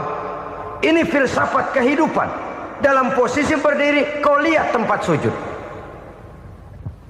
Ini akan melahirkan kepekaan sosial di mana seseorang mau tahu kepada orang lainnya. Bagaimanapun kaya kita, tinggi pangkat dan jabatan kita, jikalau hidup hanya untuk kepentingan perut sendiri saja, rasanya belum membawa manfaat di dalam kehidupan kita. Tapi efek yang tertinggi sesungguhnya sholat mencegah manusia dari perbuatan keji dan munkar. Perbuatan keji dan munkar walaupun kelihatannya mendatangkan uang, membawa keuntungan, tapi itu keuntungan semu, keuntungan sementara. Dengan menipu orang lain kita bisa dapat untung, tapi tidak membawa berkah. Dan itu adalah kerugian besar dalam kehidupan kita. Maka untuk meraih kemenangan harus dimulai dengan membentuk kepribadian yang tegar, memiliki sandaran vertikal yang langsung kepada Allah Subhanahu wa ta'ala. Dan itu hanya bisa kita tempuh melalui jalur ibadah formal yang sudah ditentukan Allah, yakni sholat yang 5 waktu. Untuk memperkuat itu ada sholat-sholat sunnah, rawatib, nawafil sebagai terminal kontrol cadangan untuk memelihara stabilitas temperatur batin di dalam kita berhubungan dengan zat yang maha gaib, yaitu Allah Subhanahu wa ta'ala. Orang sering bertanya, Pak, itu tetangga saya nggak sholat, duitnya nggak habis-habis, Pak. Nggak sholat tapi mobilnya tambah terus. Nggak sholat tapi usahanya makin maju. Tapi di sisi lain ada orang yang rajin sholat, rezekinya butak bener.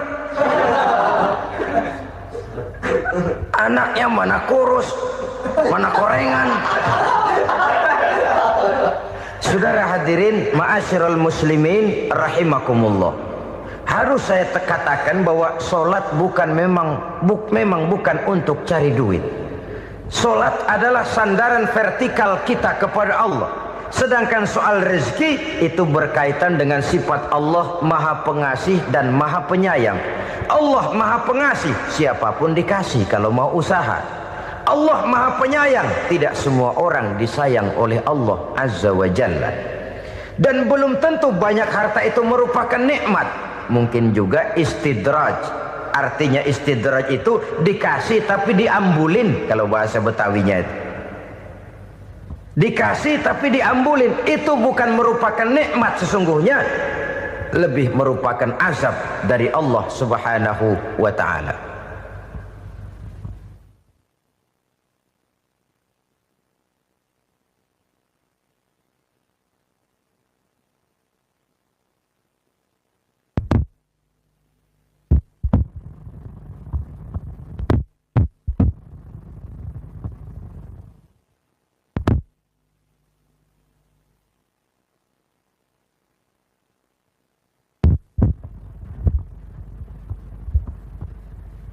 Agama mempunyai sistem sholat, dan kita umat Islam telah dituntun oleh Allah Subhanahu wa ta'ala yang wajibnya 5 kali dalam sehari semalam mendirikan solat, dan itu tentu berada dalam jangkauan kemampuan manusia.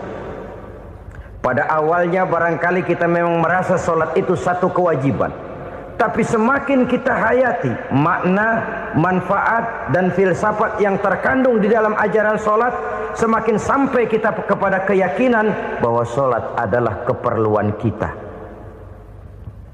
Sehingga pada waktu tertentu dinilai puncaknya, kita tidak lagi akan berkata saya wajib solat, tapi kita akan berkata saya perlu solat. Kalau kita sudah merasakan itu adalah keperluan kita, nah di sanalah kita baru akan merasakan ruginya kalau hal itu tidak kita laksanakan.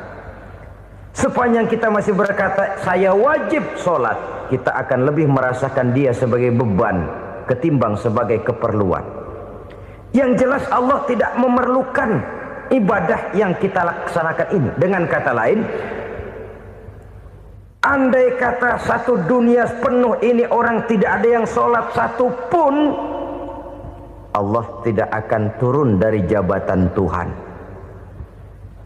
Jangan lalu berpikir kalau kita ngambek se-RW kagak sembahyang Tuhan tekor kali ini ya.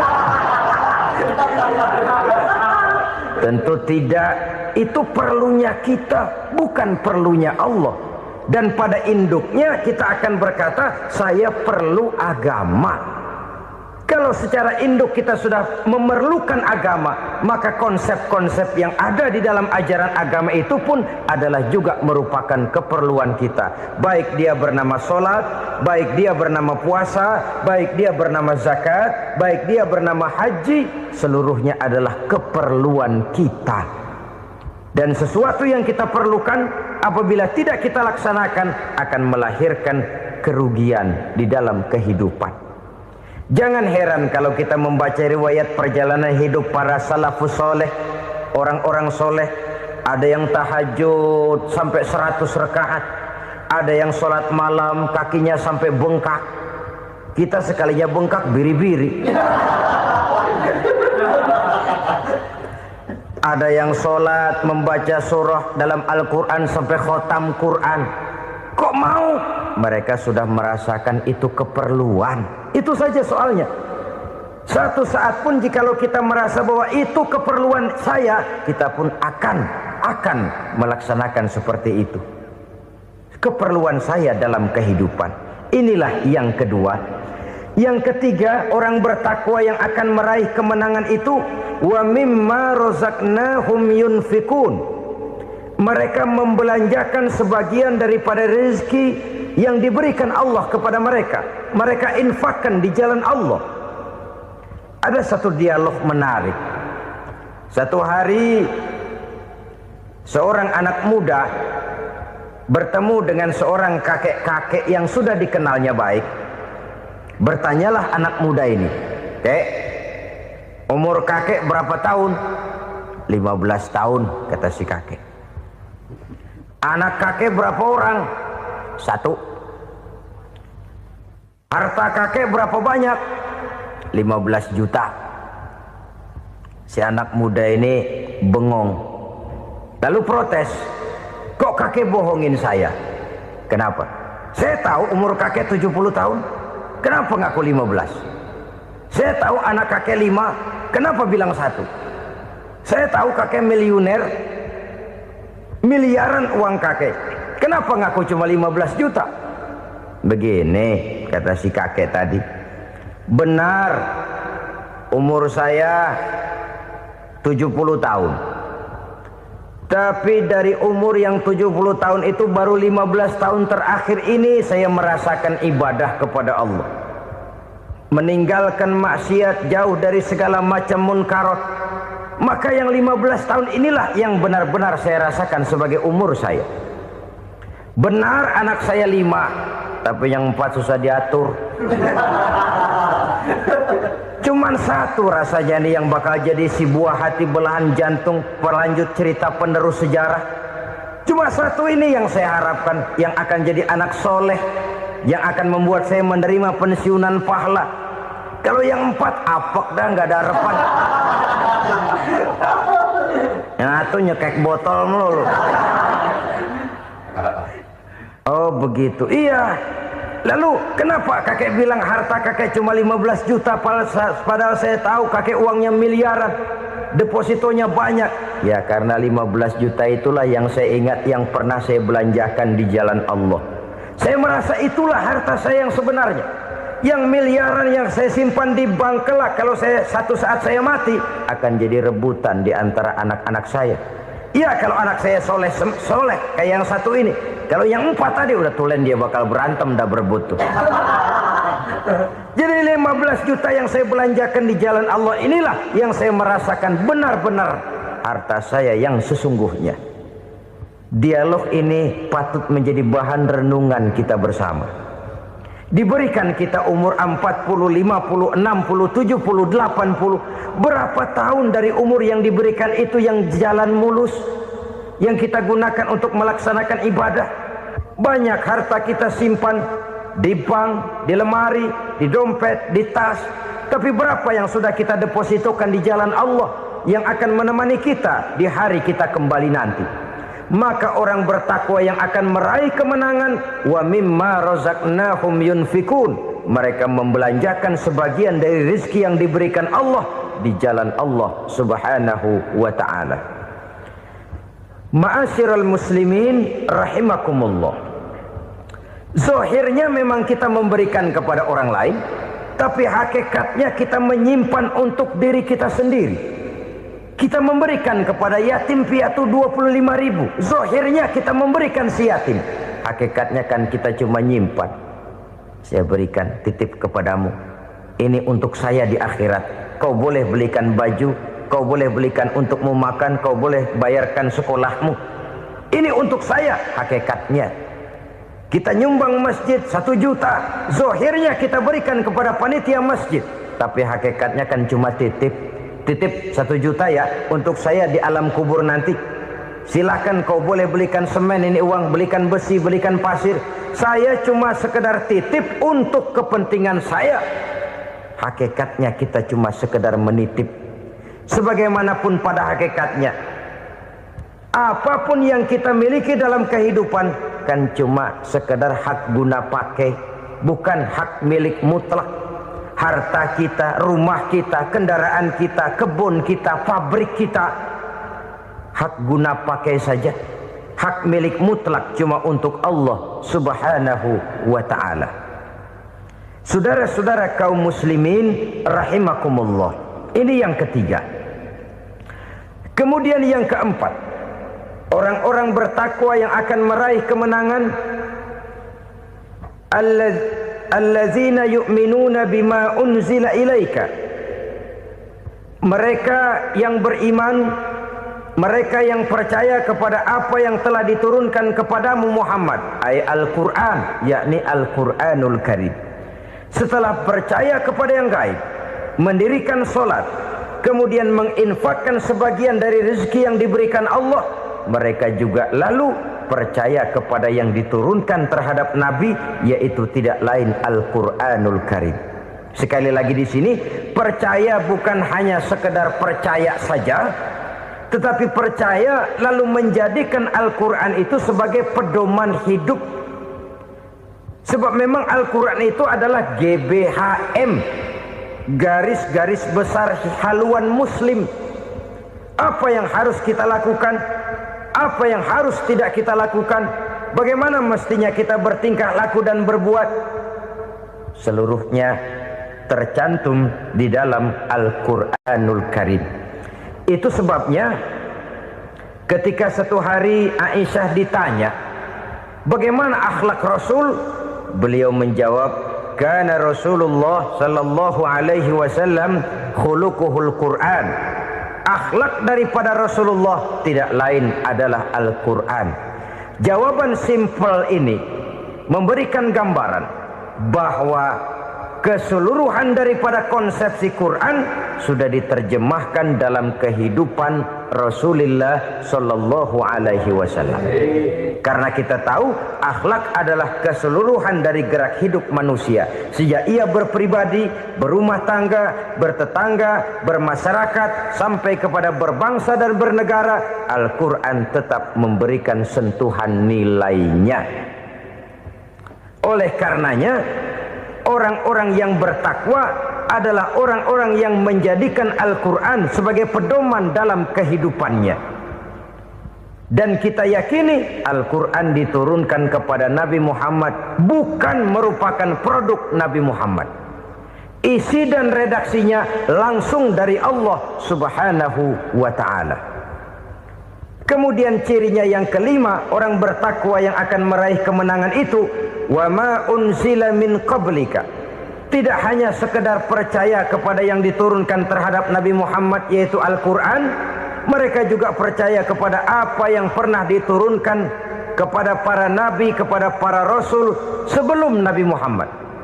Percaya kepada adanya suhuf, percaya kepada adanya Taurat, percaya kepada adanya Injil, percaya bahwa Allah dahulunya sudah menurunkan Taurat kepada Musa, percaya bahwa Allah sudah menurunkan Injil kepada Isa, percaya Injil ada, Taurat ada, diturunkan Allah untuk Isa dan Musa, tetapi tidak wajib mengamalkannya karena kita sudah diberikan Al-Quranul Karim. Ini yang perlu saya garis bawahi. Kita percaya Allah telah menurunkan Injil dahulu kepada Isa. Kita percaya bahwa Allah telah menurunkan Taurat dahulunya kepada Nabi Musa. Kadang-kadang ini dijadikan dalih, dikacaukan pengertiannya. Quran saja mengajarkan bahwa orang yang bertakwa harus percaya kepada Injil, maka pakailah Injil. Apalagi kalau ayat sebelumnya ditilap, dihapus, dihilangkan, Injilnya yang ditekankan, maka akan terjadilah penekanan yang salah arah. Karena salah arah akhirnya bisa merusak dan menghancurkan akidah. Ketika Rasul suatu saat pernah ditanya orang, "Ya Rasul, bagaimana sikap kita sebagai muslim terhadap Injil yang ada sekarang?" Beliau menjawab, "La tukadzibuhu jami'an wa la tusaddiquhu jami'an." Jangan didustakan seluruhnya, jangan juga dibenarkan semuanya. Artinya, ini sudah merupakan gambaran dari Rasul bahwa dalam Injil yang ada sekarang masih ada ajaran-ajaran tauhid yang dibawa oleh Nabi Isa dan diajarkan kepada umatnya. Tapi juga dalam Injil yang sekarang ini sudah terkena intervensi dan investasi manusiawi. Karena itu Rasul menyimpulkan, la tukadzibuhu jami'an wa la tusaddiquhu jami'an. Jangan didustakan semua, jangan dibenarkan seluruhnya. Kita memang percaya Allah telah menurunkan Injil kepada Nabi Isa dulu, tapi kita tidak wajib mengamalkan Injil. Kita percaya Allah telah menurunkan Taurat kepada Nabi Musa, tapi kita tidak wajib mengamalkan kitab ajaran Taurat. Yang wajib kita percayai dan kita amalkan hanyalah Al-Quranul Karim. Kenapa? Oleh karena baik yang ada di dalam Taurat, baik yang ada di dalam Injil, tentu tercakup di dalam Al-Quran sebagai kitab terakhir yang diturunkan oleh Allah Subhanahu wa ta'ala. Dan itu wajar. Kalau seorang pejabat mau mengeluarkan satu keputusan baru, tentu dia harus meninjau keputusan-keputusan lama. Andai kata dianggap tidak berlaku, dianggap tidak relevan lagi, maka keputusan-keputusan lama itu tentu sudah dianggap tidak berlaku. Sebagian daripada aturan-aturan dalam keputusan lama yang masih dianggap relevan tercantum dalam keputusan baru yang wajib diamalkan. Begitulah hubungannya antara Al-Quran, Taurat, Zabur, dan Injil. 4 kitab samawi yang diturunkan Allah masing-masing kepada Zabur untuk Nabi Daud, Taurat untuk Nabi Musa, dan Injil untuk Nabi Isa alaihi wassalatu wassalam. Ketiga-tiga kitab itu kita percayai adanya, Kita yakini Allah telah menurunkan Zabur, Taurat dan Injil, tapi kita tidak wajib mengamalkannya.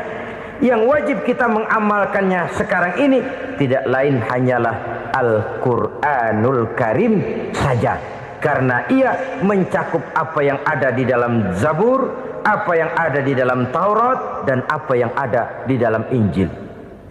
Keotentikannya bisa dipertanggungjawabkan.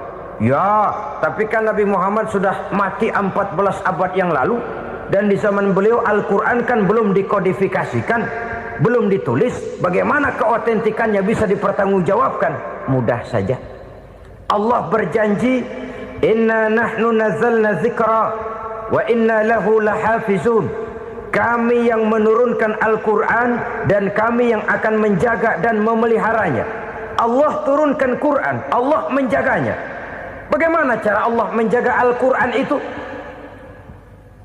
Banyaknya orang-orang yang hafaz Al-Quran. Hafaz Al-Quran 30 juz, 114 surah, 6.666 ayat. Sehingga jangankan satu kata, jangankan satu ayat, satu kalimat saja berubah, sudah akan timbul reaksi dan mudah dimengerti. Kenapa? Banyak orang-orang yang hafaz Al-Quran. Sedangkan pada setiap akhir tahun biasanya malaikat Jibril selalu mengadakan checking terhadap ayat-ayat yang diturunkan pada waktu itu. Di zaman Nabi sendiri sudah ada usaha kodifikasi. Dan yang lebih luar biasa lagi, sampai hari ini tidak seorang pun mampu membuat satu ayat saja semacam Al-Quran. Ke bahasa manapun dia diterjemahkan, naskah aslinya tetap ikut, rujukan dasarnya tetap ada. Berdasarkan itu, maka tidak mungkin terjadi penyelewengan terhadap atau pemalsuan terhadap ayat-ayat Al-Quranul Karim. Kesuciannya, keotentikannya, kemurniannya bisa dipertanggungjawabkan. Ma'asyiral muslimin rahimakumullah. Oleh karenanya, konsepsi dasar daripada ajaran Islam ini memang tidak lain adalah Al-Quran dan Sunnah. Isi daripada agama Islam yang merupakan iman, Islam dan ihsan, konsepsi dasarnya tidak lain adalah Al-Quran dan Sunnah Rasulullah Sallallahu Alaihi Wasallam. Maka yang kita perlukan sekarang ini adalah terjemahan Al-Quran di dalam kehidupan kita. Dengan demikian, maka gaya kehidupan yang lebih Qurani itulah yang kita dambakan. Kita perlu memang terjemahan Quran dalam bahasa Inggris, dalam bahasa Belanda, dalam bahasa Jepang, tapi yang lebih kita perlukan adalah terjemahan Quran di dalam kehidupan kita. Konsekuen, tidak memanipulasi, ringan sama kita jinjing, berat sama kita pikul. Jangan kalau lempengan ayat Quran tuh kira-kira enak diamalin, keras teriakan kita. Giliran kira-kira ayat Quran itu mukul kepala kita sendiri, diam kita. Itu ciri yang pernah disindir Allah dalam awal-awal Baqarah juga. Ciri beragamanya orang yang munafik. Kullama adha'a lahum masyawfih, kata Allah. Wa iza azlama alaihim qamu. Apabila terang mereka jalan, apabila gelap mereka berhenti. Artinya, kalau kira-kira di Islam nguntungin, rame-rame pada teriak Islam. Tapi ketika diminta untuk berjuang, ketika dituntut untuk berkorban, rame-rame mengundurkan diri. Nasib agama tidak ubahnya seperti daun pisang yang dikait orang di tepi jalan lantaran tak berpayung di ketika hari hujan. Manakala hujan usailah sudah, daun itu pun dicampakkan di tepi jalan, diinjak pula orang nan lalu. Artinya, orang menjadikan agama cuma sebagai lipstick, decoration only, tidak konsekuen. Hanya pada saat-saat kelihatannya Islam membawa keuntungan, rame-rame orang teriak-teriak tentang Islam. Tapi jikalau diminta berjuang, jikalau dituntut untuk berkorban, biasanya rame-rame juga mengundurkan diri. Jangan heran kalau mayoritas hitungan kita, tapi minoritas peranan kita. Kuantitas kita dalam jumlah, tapi dalam kualitas kita lebih sering jadi penonton daripada jadi pemain. Padahal itu sangat tidak boleh terjadi. Umat Islam di Indonesia harus bangkit. Umat Islam di Indonesia harus sadar akan keberadaannya. Tidak boleh hanya jadi penonton berpangku tangan, karena memang agama kita juga mengajarkan untuk konsekuen di dalam menjabarkan ajaran-ajaran daripada agama kita. Kita sering jatuh menjadi umat yang lemah oleh karena kita ini tidak pandai menggalang kebersamaan yang diakibatkan tidak konsekuennya kita. Diistilahkan bahwa umat Islam di dalam menggalang kebersamaannya itu harus seperti orang main sepak bola. Saudara-saudara kan tahu orang main sepak bola itu. Orang main sepak bola, kalau pertandingan belum dimulai sih silakan saja kumpul di luar lapangan, atur strategi yang baik. Tapi kalau pertandingan sudah dimulai, turun ke lapangan hijau, jangan kumpul terus. Ada sepak bola gotong royong, mundur-mundur rame-rame, depan ke depan kumpul melulu mainnya. Kalah.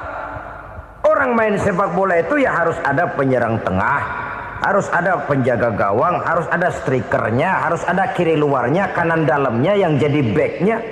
Posisi boleh bermacam-macam, tapi yang penting saling ngoper untuk menggolkan gawang lawan. Begitulah umat Islam ini.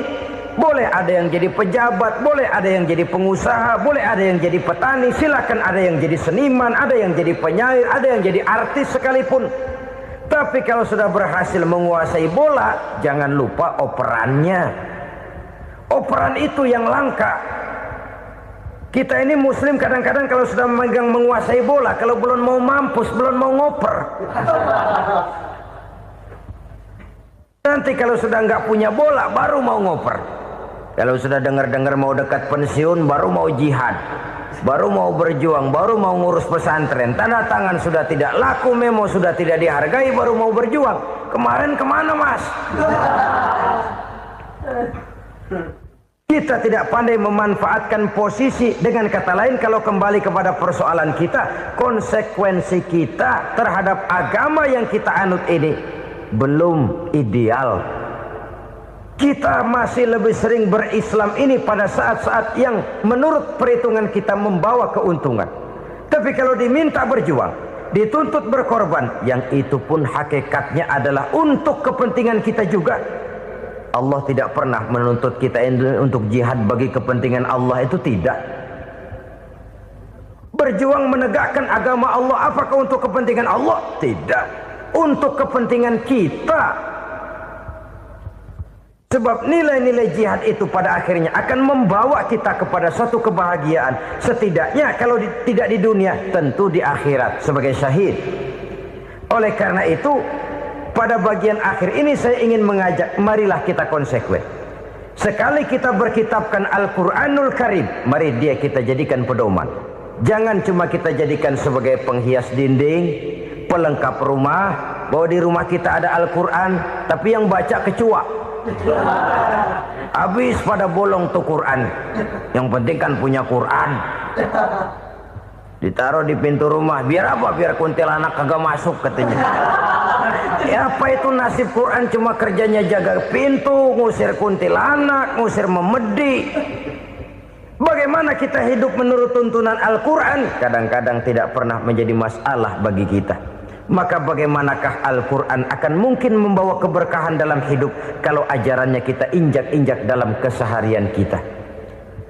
Mewujudkan gaya hidup yang lebih Qurani, itulah yang akan kita rintis di dalam kehidupan kita. Bertahap, step by step, menurut kemampuan yang ada pada kita. Jika jalan ini tidak bisa kita selesaikan, percayalah akan ada generasi penerus yang akan melanjutkan usaha dan cita-cita mulia itu.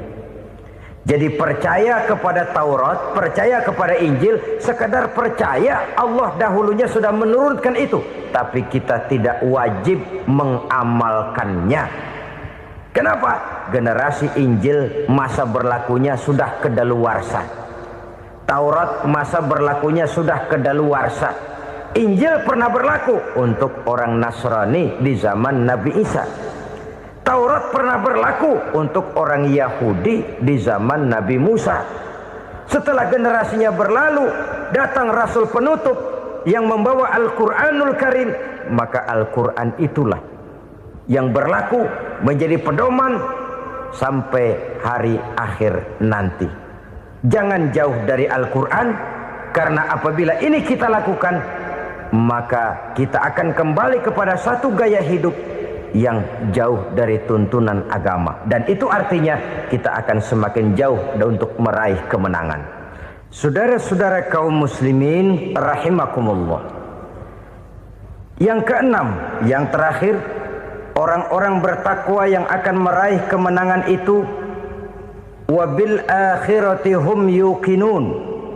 Mereka percaya, mereka yakin seyakin-yakinnya akan adanya hari akhir, di mana seseorang akan mempertanggungjawabkan seluruh perbuatannya di dalam hidup ini. Dan tidak ada satu perbuatan yang bagaimana kecilnya sekalipun, yang tersembunyi dalam pandangan manusia, yang tidak akan dibukakan persoalannya di mahkamah Qadi Rabbul Jalil di akhirat nanti. Itulah sebabnya maka percaya kepada akhirat disebut secara khusus. Padahal di awal tadi sudah dijelaskan yu'minuna bil ghaib, percaya kepada alam gaib, dan alam gaib ini termasuk akhirat. Kenapa pada bagian akhir disebut lagi akhirat? Karena ternyata bahwa kepercayaan kepada adanya akhirat merupakan induk dari kepercayaan terhadap adanya malaikat, setan, jin dan lain sebagainya, dan akan lebih memberikan sugesti dalam kehidupan manusia untuk meluruskan gerak hidupnya. Jikalau satu saat tergerak hati akan berbuat kejahatan, ingin mencuri, sadarlah, awas ada akhirat. Sebab kalau kita cuma teriak awas ada polisi, itu cuma tertunda sementara, begitu polisi meleng embat. Kalau kita ingin berbuat jahat cuma berteriak awas ada hansip, cuma sementara ketika hansip itu ada. Tapi kalau ceritanya awas ada akhirat, mau menyeleweng awas ada akhirat, mau berjudi awas ada akhirat, mau mencuri awas ada akhirat. Keyakinan yang akan meluruskan gerak hidup manusia sehingga gerak itu jadi lebih terarah dan terkontrol, tidak merugikan baik diri sendiri, lebih-lebih orang lain. Ternyata bahwa kepercayaan kepadanya adanya hari akhirat sanggup menjadi sumber daya kontrol dari kehidupan manusia, sehingga ia tidak terjebak dalam perbuatan maksiat dan munkarat. Saudara-saudara kaum muslimin, inilah saja yang kita bicarakan pada pertemuan kali ini. Semoga Allah subhanahu wa ta'ala memberikan kekuatan zahir dan batin kepada kita untuk dapat meraih kemenangan dengan beriman kepada yang gaib, mendirikan solat, membelanjakan sebagian dari rezeki yang diberikan Allah, percaya kepada Al-Quran, beriman kepada kitab-kitab yang diturunkan sebelum Al-Quran, lalu meyakini adanya hari akhirat. Apabila datang kematian menimpa seseorang, datanglah kiamat baginya. Itu yang disebut dengan kiamat kecil. Hakikatnya mati adalah perpindahan dari kehidupan di dunia ini menuju kehidupan di alam barzakh. Menunggu kita di alam barzakh sampai datangnya saat kiamat. Entah 10 tahun, entah 100 tahun, entah 1000 tahun, hanya Allah saja yang maha tahu. Adapun orang-orang beriman yang melakukan amal kebajikan dalam kehidupan di dunia ini, masa penantian yang lama di alam barzakh buat mereka sebentar saja.